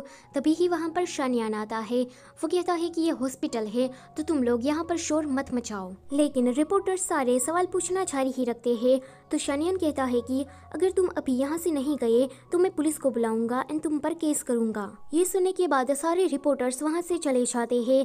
शानियान चुयाव से कहता है कि ये सारे रिपोर्टर्स नहीं थे, इन लोगों को जरूर किसी ने भेजा होगा ताकि वो बात का पतंगड़ बना सके। चुयाव कहती है कि ऐसा कौन कर सकता है। वैसे लाउशु पर जिसने हमला किया था अभी भी पुलिस उसे ढूंढ रही है, लेकिन पुलिस को अभी तक कुछ नहीं मिला। शानियान लाउशु को देखने के बाद वहाँ से चला जाता है। ये दोनों कहते हैं कि शिनिये के खत्म हो जाने के बाद हम दोनों सिर्फ वेले ही थे। जब हमें ये पता लगा कि लाउशु अपनी नई कंपनी शुरू करने वाला है तो हम वहाँ आना चाहते थे। नियो कहती है कि ठीक है तुम दोनों आ सकते हो एंड लाउशु भी यही चाहता था। आगे चुयाओ लाउशु का मेडिकल बिल पे करने के लिए जाती है तो उसे बताया जाता है कि एक लड़की ने ऑलरेडी बिल पे कर दिया है। चुयाओ समझ जाती है कि ये काम दंदन के अलावा और कोई नहीं कर सकता। फिर वो दंदन के पास जाती है, कहती है कि तुमने लाउशु का बिल पे किया इसके लिए थैंक यू, लेकिन अभी के लिए तुम इसे सिर्फ कर्जा समझ लो, आगे चलकर मैं तुम्हारे ये सारे पैसे लौटा दूंगी। दंदन कहती है कि मुझे पैसे वापस नहीं चाहिए, मैं तो बस लाउशु की मदद करना चाहती हूँ। चुयाव कहती है कि नहीं, मुझे अब पैसों के रिलेटेड और किसी का भी एहसान नहीं चाहिए, तो तुम मेरी बात को मना मत करो। आगे चुयाव शानियान से मिलने के लिए जाती है। शानियान उसे कहता है कि मुझे उन रिपोर्टर्स पर शक था तो मैंने उसकी इन्वेस्टिगेशन कराई एंड गेस व्हाट, मुझे क्या पता चला, वो सारे रिपोर्टर्स और गुंडे मिस्टर हान के क्रेडिटर्स ने भेजे होंगे। मिस्टर हान ने सिर्फ कंपनी में ही घोटाला नहीं किया है, लेकिन बाहर भी उसने काफी सारे लोगों से पैसे लेकर रखे हैं। चुयाव कहती है कि ये बात मुझे पहले से ही पता है। जब मुझे कंपनी से फायर कर दिया जा रहा था उससे पहले उन लोगों ने मेरी काफी इंक्वायरी की। दंदन बड़े गुस्से के साथ कहती है कि इसका सीधा सीधा मतलब ये होता है कि लाउशु की इंजरी के पीछे कहीं ना कहीं मिस्टर हान का ही हाथ है। उसके बाद चुया वहाँ से निकलकर सीधा हॉस्पिटल जाती है एंड वो देखती है कि लाउशु को होश आ रहा है। वो जल्दी से डॉक्टर को बुलाती है। लाउशु डॉक्टर से पूछता है कि मैं अपने पैरों को महसूस क्यों नहीं कर पा रहा। तो डॉक्टर उसे कहते हैं कि तुम्हारा स्पिन बुरी तरीके से इंजर्ड हुआ है एंड तुम पिछले आधे महीने से कोमा में थे। लाउशु के होश में आने की बात जब इन लोगों को पता लगती है तो ये सारे लोग लाउशु को देखने के लिए जाते हैं। ये लोग लाउशु से कहते हैं कि तुम जल्दी से ठीक हो जाओ ताकि हम मिस्टर वू को टक्कर की एक फाइट दे सके। चुयाओ जब घर आती है तो उसके डैड कहते हैं कि पुलिस वालों को पता लग गया है कि लाओशू पर हमला किसने किया था।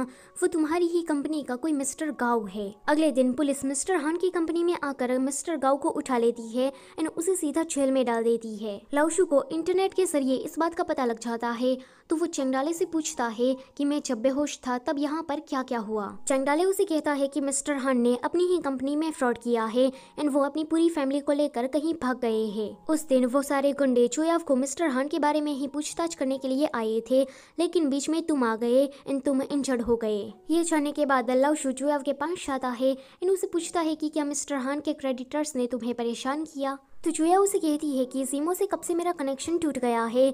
जो भी लोग हान फैमिली के बारे में मुझसे पूछताछ करने के लिए आते हैं मैं उन्हें कुछ नहीं बताती, क्योंकि मुझे सच में हान फैमिली कहाँ है ये पता नहीं है। अगले दिन शानियान लाओशू के पास उसका हालचाल पूछने के लिए आता है। चुया किसी से फोन पर बात कर रही थी। वो इंसानों से कह रहा था कि तुम हमारी कंपनी के लिए सूटेबल हो। चुया कहती है कि मैं कल से ही काम पर आ जाऊंगी।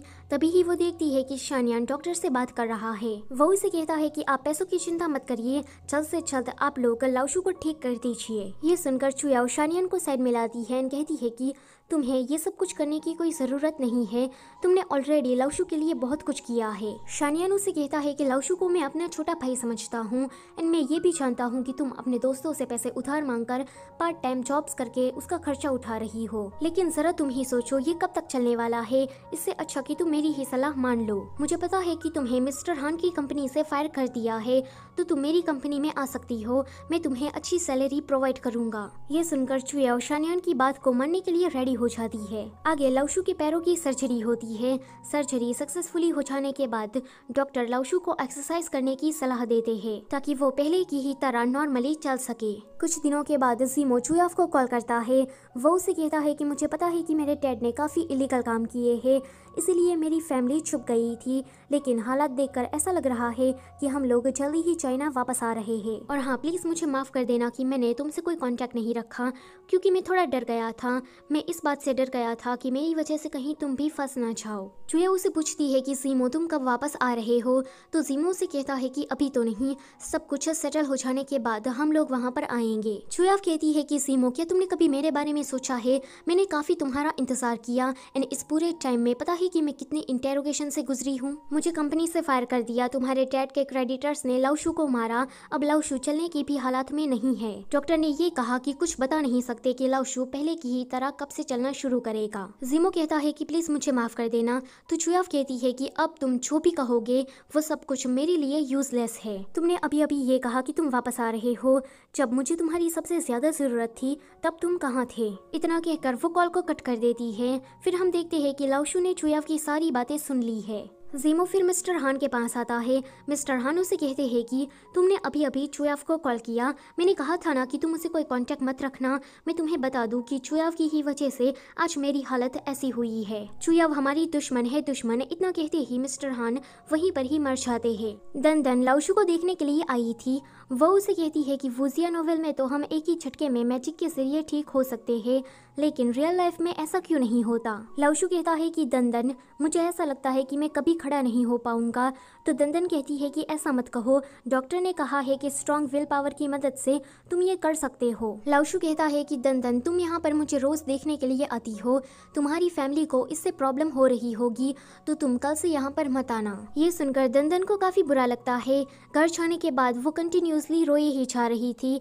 तो शानियान उसके पास आता है। वो उसे कहती है कि लाओशू ने कहा कि वो मुझे देखना नहीं चाहता, उसने तो चुयाव को भी देखने से मना कर दिया है। अब लाओशू पहले जैसा नहीं रहा। तो शानियान उसे कहता है कि लाओशू को ऐसा लग रहा है कि वो हम पर बोझ बन रहा है, शायद इसलिए वो हमसे मिलना नहीं चाहता। आगे दन चुयाव के पास जाती है। वो उसे कहती है कि लाओशू ने रिहाब में जाने से मना कर दिया है, इस तरह से तो उसकी हेल्थ कंडीशन और भी ज्यादा बिगड़ जाएगी। तुम जाओ उसके पास और उससे बात करो, क्या पता वो तुम्हारी बात को सुन ले। वो तुमसे प्यार करता है तो मेरे ख्याल से वो जरूर तुम्हारी बात को मानेगा। चुयाव कहती है कि लेकिन लाओशू ने तो मुझे भी देखने से मना कर दिया है। तभी ही उसे चंगडाले का कॉल आता है। चंगडाले उससे कहता है कि अभी अभी लाओशू का मुझे कॉल आया, उसने कहा कि वो हॉस्पिटल से डिस्चार्ज लेना चाहता है। मुझे उसकी आवाज़ भी कुछ ठीक नहीं लग रही थी। ये जानकर ये दोनों ही हॉस्पिटल के लिए निकलती है। यहाँ पर लाओशू अपने आप से ही खड़े होकर चलने की ट्राई कर रहा था, लेकिन वो गिर जाता है। तभी ही वहाँ पर चंगडाले पहुँच जाता है। चंगडाले उसे संभालते हुए कहता है कि मुझे पता है कि तुम चुयाओ और उसकी फैमिली के लिए बर्डन नहीं बनना चाहते, लेकिन तुम्हें जरा उसकी फीलिंग्स के बारे में भी सोचना चाहिए। लाओशू कहता है कि मैं चुयाओ से प्यार करता हूँ, इसलिए मैं नहीं चाहता कि वो और भी ज्यादा बर्डन अपने ऊपर लेकर घूमे, क्योंकि चुयाओ ऑलरेडी जीमो की वजह से हर्ट है। माँ की तबीयत भी कुछ ठीक नहीं है, ऊपर से मेरा मेडिकल एक्सपेंस वो खुद ही अकेली उठा रही है। मुझे अब इस तरह से बिल्कुल भी नहीं रहना है, मुझे जल्द से जल्द वापस पहले जैसा होना है। तो डाले तुम इसमें मेरी मदद करो। तभी ही वहाँ पर ये दोनों आ जाती है। चुयाओ चंगडाले और दंदन दोनों से कहती है कि तुम बाहर जाओ, मुझे लाओशू से अकेले में कुछ बात करनी है। चुयाओ लाओशू से कहती है कि मुझे पछतावा हो रहा है, तो लाओशू उसकी तरफ देखता है। चुयाओ कहती है कि मुझे इस बात का पछतावा हो रहा है कि तुमने जब मुझे कन्फेस किया तब मैंने तुम्हें हाँ क्यों नहीं कहा। अगर अभी देर नहीं हुई है तो क्या मैं अपनी पूरी जिंदगी तुम्हारे साथ बिता सकती हूँ। लाओशू कहता है कि क्या तुम मुझ पर दया दिखा रही हो। चुयाओ कहती है कि बिल्कुल भी नहीं, और मैंने कभी तुम्हें अपने एक छोटे भाई की तरह नहीं देखा, बल्कि एक रिस्पॉन्सिबल मैन की तरह देखा। मैं हमेशा से ही इस बात को एडमिट करने से डरती थी, शायद इसलिए मैंने तुम्हारे प्यार को तब एक्सेप्ट नहीं किया। लाओशू कहता है कि मुझे थोड़ा टाइम चाहिए ताकि मैं पहले जैसा हो सकूं। चुयाओ कहती है कि मैं तुम्हारा इंतजार करूंगी, तब तक करूंगी जब तक कि तुम मुझे शादी के लिए प्रपोज नहीं करते, पर प्लीज इस टाइम में तुम मुझे खुद से दूर मत कर देना। ये सुनकर लाओशू एक स्माइल कर देता है। दूर से उन दोनों को चंगडाले देख रहा था।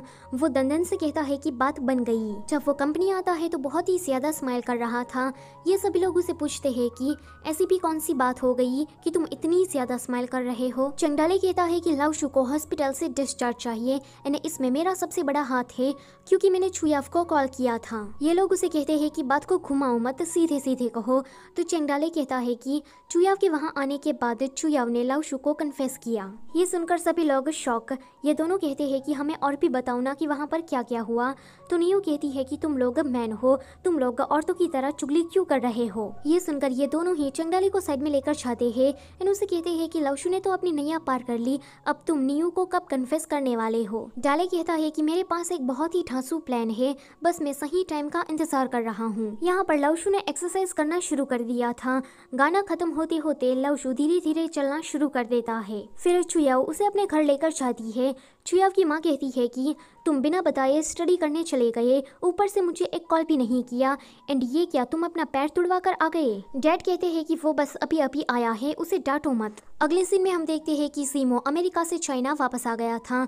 जब चुयाव की फ्रेंड जीमो को देखती है तो वो उसे कहती है कि तुम पिछले 2 साल से कहाँ थे, एंड अगर तुम यहाँ आ ही गए हो तो चुयाव से तुम दूर रहना एंड उससे बात करने की भी कोशिश मत करना। जीमो उसे कहता है कि मुझे चुयाव से माफी मांगनी है, तो वो कहती है कि अब काफी ज्यादा देर हो गई है। लाओशू ने अब अपनी कंपनी को संभाल लिया था एंड दूसरी तरफ चुयाव वो शानियन की कंपनी में काम कर रही थी। जीमो के वापस आने की खबर जब चुयाव को पता लगती है तो वो लाओशू से कहती है कि अगर जीमो हमारे लिए कोई ट्रबल क्रिएट नहीं करता तब तक हम उसे सिर्फ इग्नोर ही करेंगे। लाओशू भी चुयाव की इस बात से अग्री करता है। यहाँ जीमो ची से मिलता है। वो उसे पूछता है कि मेरे डैड के सारे प्रोजेक्ट बहुत ही ज्यादा अच्छी तरीके से ही जा रहे थे, फिर ये कंपनी में घोटाला कैसे हो गया। ची कहती है कि सब कुछ तो अच्छी तरीके से ही जा रहा था, लेकिन मिस्टर हान चुयाव की वजह से फंस गए। ये सुनने के बाद जीमो को याद आता है कि उसके डैड मरने से पहले उसे ये कह रहे थे कि चुयाव हमारी दुश्मन है, उसी की ही वजह से आज मेरा हाल ऐसा हुआ है। ची कहती है कि देखो ना, ये चुयाव तो काफी ज्यादा चालाक निकली,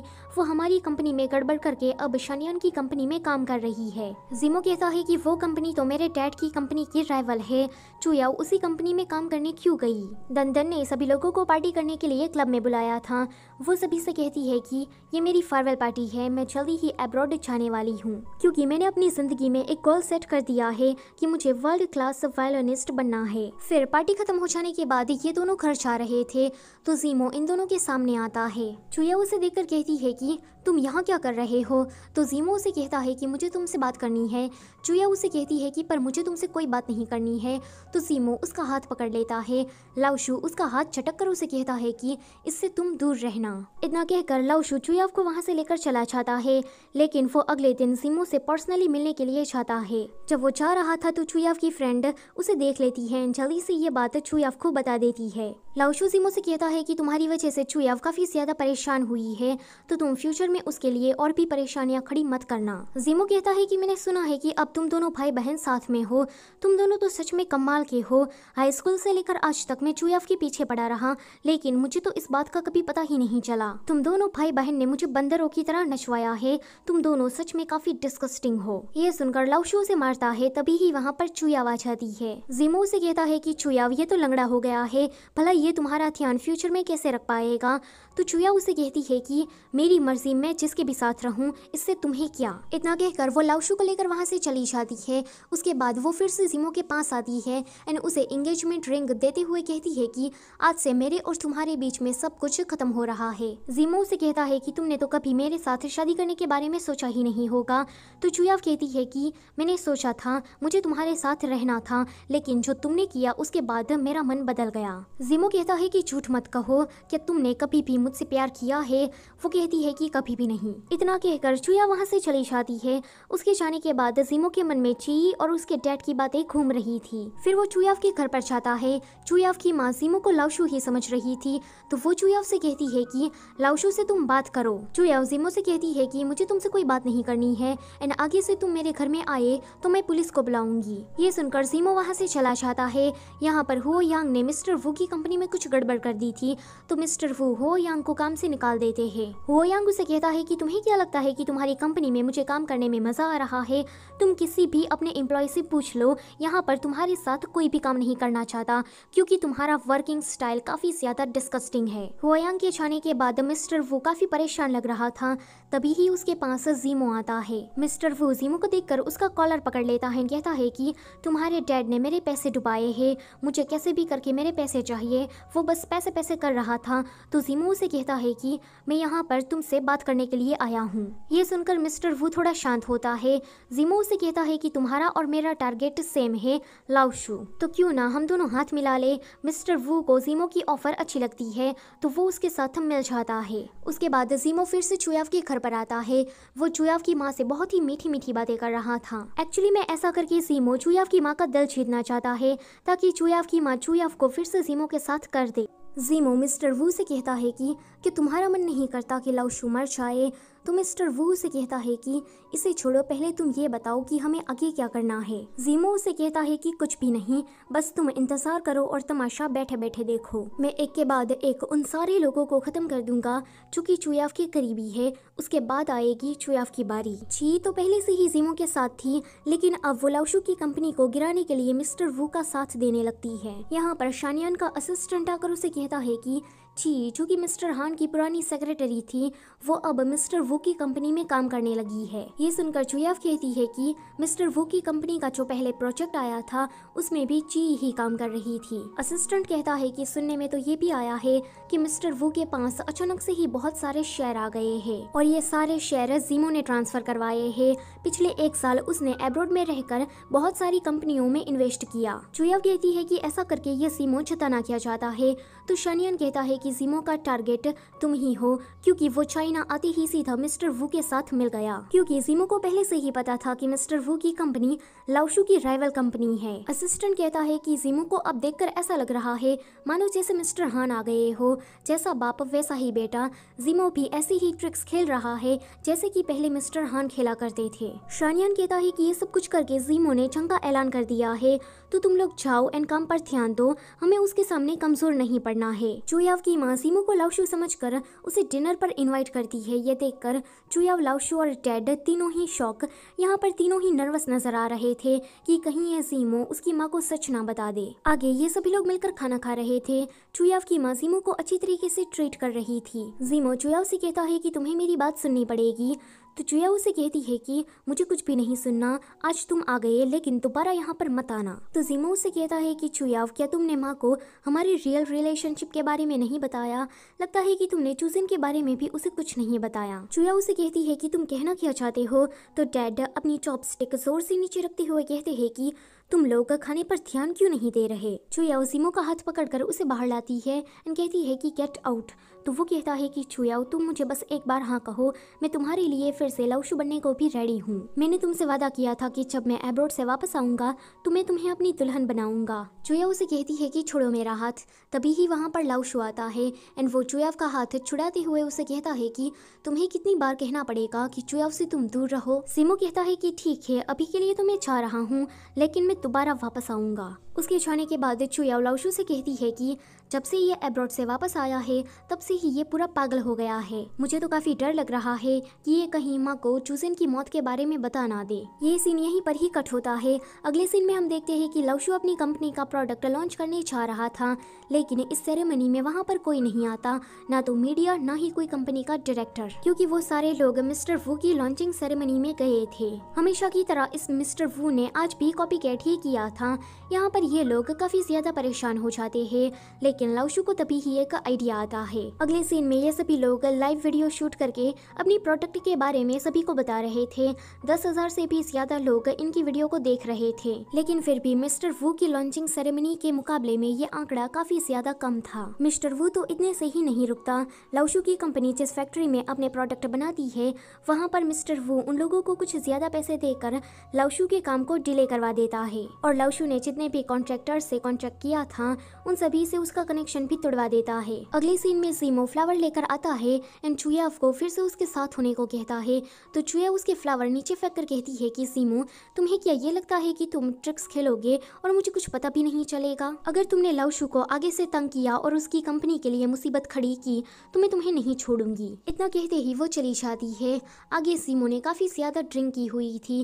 वो चुई से कहता है कि मैं चुयाव के लिए इतना कुछ कर रहा हूँ, चुयाव ने मेरे डैड को धोखा दिया, फिर भी मैं उसके पीछे पड़ा हूँ, लेकिन वो है कि उसके दिल में तो सिर्फ लाओशु ही है। क्या मैं कोई मजाक हूँ? ची उसे कहती है कि तुम कोई मजाक नहीं हो, मैं तुम्हारे साथ हमेशा रहूंगी। ये सुनकर जीमो उसे किस करने वाला था, पर ची उसे दूर धक्का दे देती है। आगे लाओशु और चुयाव अपनी पहली डेट पर जाते हैं। वहाँ पर वो लोग काफी ज्यादा एंजॉय कर रहे थे। मिस्टर वू की असिस्टेंट आकर उसे कहती है कि लाओशु की कंपनी ने एक वीडियो अपलोड किया है। इस वीडियो पर लाखों लोगों ने लाइक्स किया है एंड अब लोग लाओशु की इस प्रोडक्ट पर इंटरेस्ट दिखा रहे हैं। इतना ही नहीं, इस वीडियो में जो कहानी बताई गई है, लोग तो इसके फैन फिक्शन और मांगा भी बना रहे हैं। मिस्टर वू कहता है कि ऐसा भी इस वीडियो में क्या है, लेकिन जब मिस्टर वू उस वीडियो को देखता है तो वो खुद ही हंस पड़ता है। एक्चुअली में उस वीडियो में लाओशु अपनी बनाई उस मशीन पर खड़ा था। चुया उसे पूछती है कि क्या वो उसे पसंद करता है, क्या वो उसके साथ मूवी देखने जाना चाहता है। ऐसे ही बहुत सारे सवालों पर लाओशु का दिल जोर जोर से धड़कता है एंड जैसे जैसे लाओशु की हार्ट बीट तेज हो रही थी, ये मशीन अपने आप में ही अलार्म बजा रहा था। जब जीमो ये वीडियो देखता है तो वो तो पूरा आग बबूला ही हो जाता है। रात में ये दोनों ही यहाँ पर सिर्फ रुके थे, बाकी सभी लोग अपने अपने घर जा चुके थे। मिस्टर वू 2 हैकर को हायर करके लाओशु की कंपनी का सिस्टम हैक करने की ट्राई करता है। यहाँ पर सिक्योरिटी अलार्म बजता है। फेडी कहता है कि हमारा सिस्टम हैक हो रहा है, डेटा जल्दी जल्दी ट्रांसफर हो रहा है। हमने तो कितनी हाई लेवल की फायरवॉल बनाई थी, फिर ये कैसे हो सकता है? यहाँ पर ये दोनों ही काफी ज्यादा परेशान हो जाते हैं, लेकिन अचानक से ही डेटा ट्रांसफर होना रुक जाता है। फेडी कहता है कि ये अचानक से रुक क्यों गया? दूसरा वाला कहता है कि हमने तो अभी तक कुछ नहीं किया, फिर ये कैसे हो सकता है? उसके बाद वो दोनों ही साथ में बोलते हैं कि कहीं कोई हमारी मदद तो नहीं कर रहा ना। मिस्टर वू को डेटा ना मिलने पर वो पूरा बौखला जाता है। अगले दिन लाओशु जब कंपनी में आता है तो ये दोनों ही उसे कल वाले हादसे के बारे में बताते हैं। नियो कहती है कि कल किसने हमारी मदद की होगी, कौन हो सकता है वो? तो ये दोनों कहते हैं कि वो शायद हो यांग हो सकता है। नियो कहती है कि मैं भी यही सोच रही थी। तभी ही लाओशु को हो यांग का कॉल आता है। हो यांग लाओशु को मिलने के लिए बुलाता है। लाओशु जब वहाँ पर पहुँचता है तो हो यांग उसे कहता है कि मैंने मिस्टर वू की कंपनी में काफी टाइम तक काम किया है, तो मुझे पता ही था कि वो ऐसे ही कुछ हथकंडे अपनाएगा। कल उसने हैकर को बुलाकर तुम्हारे सिस्टम को हैक करने की ट्राई की, लेकिन मैंने उसे रोक दिया। लाओशु उसे पूछता है कि तुमने हमारी मदद क्यों की? तो हो यांग कहता है कि ये जो मिस्टर वू है ये बिल्कुल भी अच्छा आदमी नहीं है, ऊपर से उसने तुम्हें और चुयाव दोनों को ही मारने की कोशिश की। मुझे उस पर काफ़ी ज़्यादा गुस्सा आ रहा था। लाओशू कहता है कि तुम्हें हमारी इतनी ही फिक्र थी तो पहले तुमने हमें धोखा क्यों दिया। हुआयांग कहता है कि ऐसा करने का मेरा कोई इरादा नहीं था, लेकिन उस टाइम पर मेरे डैड ने काफ़ी कर्जा लिया हुआ था एंड ऊपर से मेरी माँ हॉस्पिटलाइज थी। तब शिनी के पास भी पैसे नहीं थे, इसलिए मैंने मिस्टर वू के साथ हाथ मिला लिया। हुआयांग यहाँ पर लाओशू से सिंसियरली माफ़ी मांगता है तो लाओशू उसे जाने देता है। लाओशू के वहाँ से जाने के बाद जीमो उसके पास आता है। वो उसे कहता है कि तुम तो वही हो ना जिसने लाओशू को पहले धोखा दिया था। हुआयांग कहता है कि जीमो मिस्टर हान का बेटा, तुम तो काफी ज्यादा बदल गए हो, अब तो तुम पहले से भी और ज्यादा कमीने इंसान लग रहे हो। जीमो उसे कहता है कि तुम क्या लाओशू के साथ फिर से काम करना चाहते हो, तो उससे अच्छा कि तुम मेरे साथ काम करो, मैं तुम्हें डबल पैसे दूंगा। हुआयांग कहता है कि बिल्कुल भी नहीं, तुम्हारे जैसे हारने वाले इंसान के साथ काम करने से अच्छा कि मैं बेरोजगार बैठा रहूं। आगे हुआयांग कैफे में बैठा बैठा एक पोस्ट बनाता है। उसमें उसने कहा था कि मिस्टर वू ने लाओशू के सारे प्रोडक्ट को चुराया है। जब इस पोस्ट के बारे में इन लोगों को पता लगता है तो नियो कहती है कि ये काम जरूर हुआयांग का होगा। लाओशू नियो से कहता है कि हुआयांग से मैं जब मिलने के लिए गया तो हुआयांग ने मुझे कहा कि उसके पास मिस्टर वू के खिलाफ एक वीडियो है। नियो कहती है कि फिर सोचना क्या है, उसे जल्दी से इंटरनेट पर डाल दो। दूसरी तरफ जीमो चुयाव को मिलने के लिए किसी होटल में बुलाता है।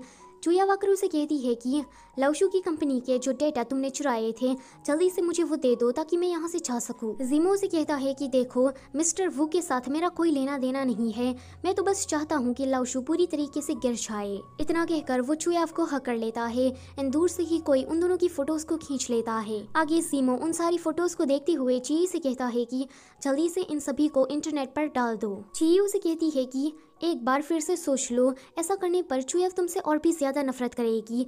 जीमो कहता है कि तुमसे जितना कहा गया है उतना ही करो, ज्यादा पूछताछ मत करो। इन फोटोज के वायरल हो जाने के बाद शानियान की कंपनी में सारे एम्प्लॉयज बातें कर रहे थे कि चुयाव और जीमो रिलेशनशिप में है। जीमो का नाम तो उसके डैड की वजह से पहले से ही बदनाम है, तो ये लोग सभी बातें कर रहे थे कि कहीं चुयाव जीमो के साथ मिलकर हमारी कंपनी से गद्दारी तो नहीं कर रही है ना। शानियान को जब इसके बारे में पता लगता है तो वो चुयाव से इसके बारे में पूछने आता है।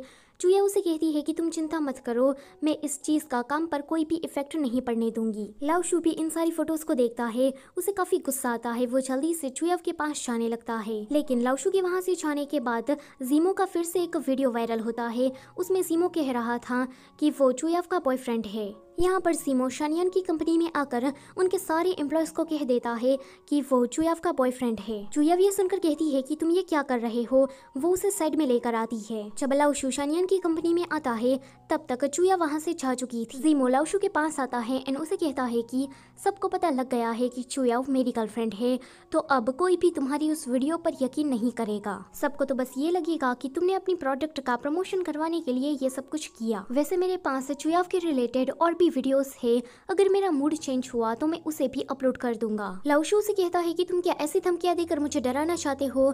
वैसे आज मेरा एक इम्पोर्टेंट इंटरव्यू है, तो मैं तुमसे बहस कर अपना मूड खराब नहीं करना चाहता। इतना कहकर वो वहाँ से चला जाता है। जब वो कंपनी के अंदर आता है तो नियो से कहती है कि उस वीडियो को सभी लोग फेक मान रहे हैं एंड इस वजह से कई लोगों ने तो ऑर्डर भी कैंसिल करवा दिए। ये सुनकर लाओशू कहता है कि अब तो इंटरव्यू ही हमारी आखिरी होप है। थोड़ी देर के बाद उनकी कंपनी में रिपोर्टर इंटरव्यू लेने के लिए आती है। लाओशू से कहता है कि मैं और चुयाव दोनों ही बचपन से साथ में बड़े हुए हैं, हमारे बीच में कोई भी ब्लड रिलेशन नहीं है। इंटरनेट पर सभी लोग उस वीडियो को फेक बता रहे हैं, लेकिन मेरी चुयाव के लिए फीलिंग्स है वो रियल है। जैसे जैसे मेरी हार्ट बीट तेज हो रही थी वैसे वैसे ही हमारी मशीन अलार्म बजा रही थी, वो भी सच ही था। रिपोर्टर कहती है कि अच्छा तो जीमो ने चुयाव को फंसाया, चुयाव इसमें असली विक्टिम है। लाओशू कहता है कि हाँ यही सच है। तो रिपोर्टर उससे पूछती है कि हाल ही में ही सबने सुना है कि आपकी कंपनी की कुछ इन्फॉर्मेशन लीक हुई है। तो लाओशू से कहता है कि हाँ ये बात सच है, कुछ दिनों पहले ही हमारा सिस्टम हैक हो गया था, लेकिन मैं इस बात की गारंटी देता हूँ कि हम हमारे यूजर्स का डेटा सेफ रखेंगे। दूसरी तरफ शानियान की कंपनी में सभी बोर्ड मेंबर्स चुयाव की क्लास ले रहे थे।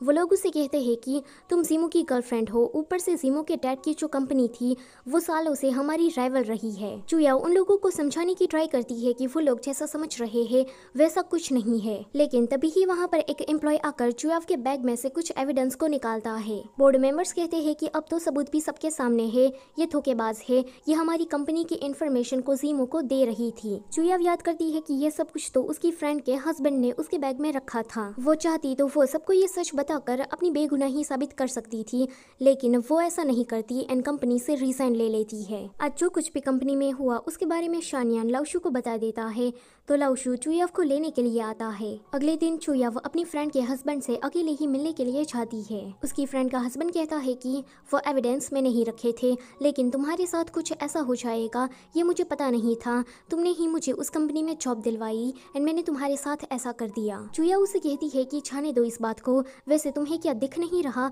कि जीमो तुम्हारा इस्तेमाल कर रहा है।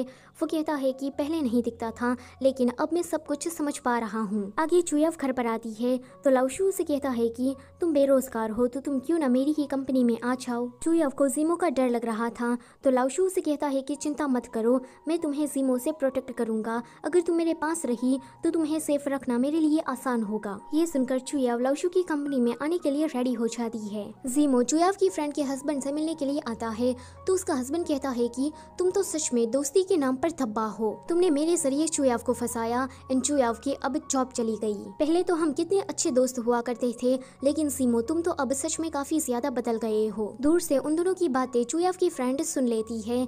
जब उसका हस्बैंड ऊपर आता है तो वो उसे कहती है कि चलो डिवोर्स ले लेते हैं। तो उसका हस्बैंड कहता है कि तुम ऐसा क्यों कह रही हो, माना कि मेरी जॉब अच्छी नहीं है, मैं ज्यादा पैसा नहीं कमा पाता और तुम्हें जैसा घर चाहिए वैसा भी मैं तुम्हें नहीं दिला सकता।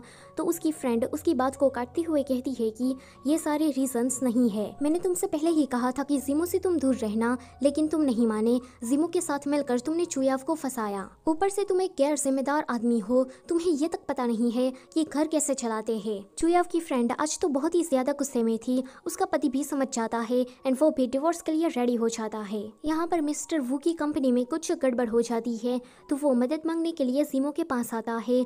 जीमो उसे कहता है कि मैं तुम्हारी इसमें क्या मदद कर सकता हूँ, तो मिस्टर वू उसे धमकाता है। वो उसे कहता है कि तुम मेरी कंपनी के बिग शेयर होल्डर हो, अगर मेरी कंपनी के साथ कुछ होता है तो तुम्हारे शेयर तो डूब गए समझो। इतना कहकर मिस्टर वू वहाँ से चला जाता है। उसके जाने के बाद जीमो काफी ड्रिंक कर लेता है। उसके बेहोश होने के बाद ची उसके लैपटॉप में से मिस्टर वू की कंपनी की कुछ सीक्रेट इन्फॉर्मेशन अपने पेन ड्राइव में सेव कर लेती है। यहाँ पर ये दोनों मिलकर सेलिब्रेट कर रहे थे क्योंकि अब मिस्टर वू की कंपनी खतरे में थी।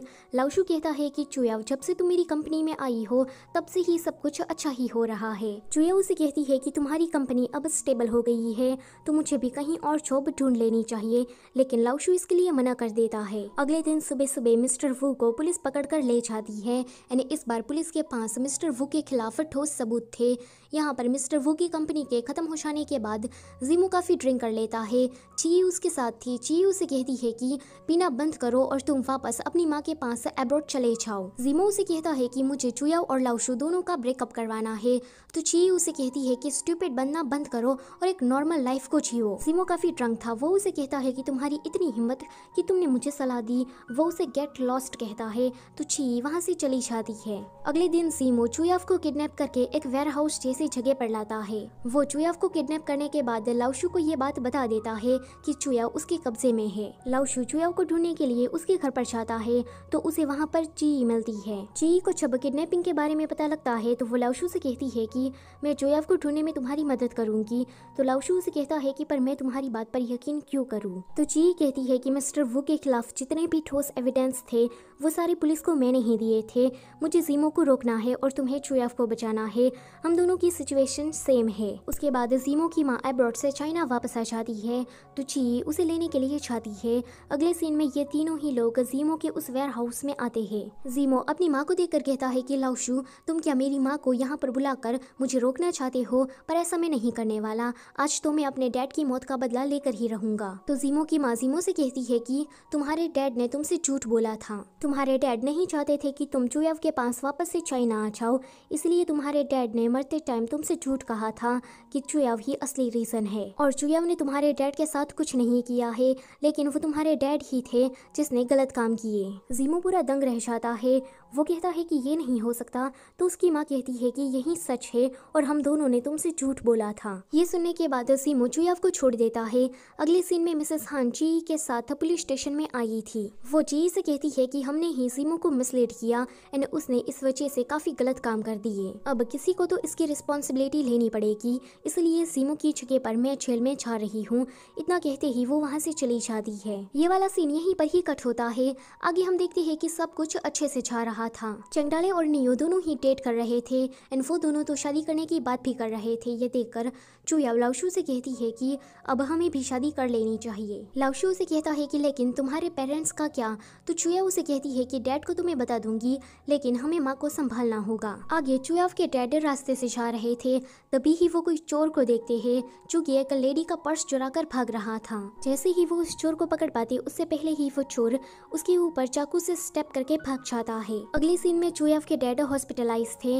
ये दोनों ही उससे मिलने के लिए आते हैं। तो चुयाव के डैड चुयाव से कहते हैं कि माफ करना कि मैं तुम दोनों की शादी नहीं देख पाऊंगा एंड वो लाओशु से कहते हैं कि तुम मेरे जाने के बाद मेरी बेटी का ख्याल रखना। उसके बाद उसकी मौत हो जाती है। फिर हमें कुछ सालों के बाद का सीन दिखाया जाता है। लाओशु और चुयाव ग्रेवयार्ड पर आते हैं। चुयाव कहती है कि डैड हमने आपको काफी मिस किया, आपने जैसा कहा था हम माँ का ध्यान वैसे ही रख रहे हैं। लाओशु चुयाव से कहता है कि मैं तुम्हें एक ग्रैंड वेडिंग दूंगा, क्या तब तक तुम मेरा इंतजार कर सकती हो? चुया वहाँ में सिर हिलाती है। इसी के साथ ये ड्रामा यहीं पर ही खत्म होता है। वेल, इस ड्रामा की एंडिंग हैप्पी एंडिंग है, लेकिन डैड को मारना मुझे थोड़ा अननेसेसरी लगा। इसी के साथ ये वीडियो होती है यहीं पर ही खत्म। लाइक, शेयर और सब्सक्राइब करना मत भूलना। Thank you for watching.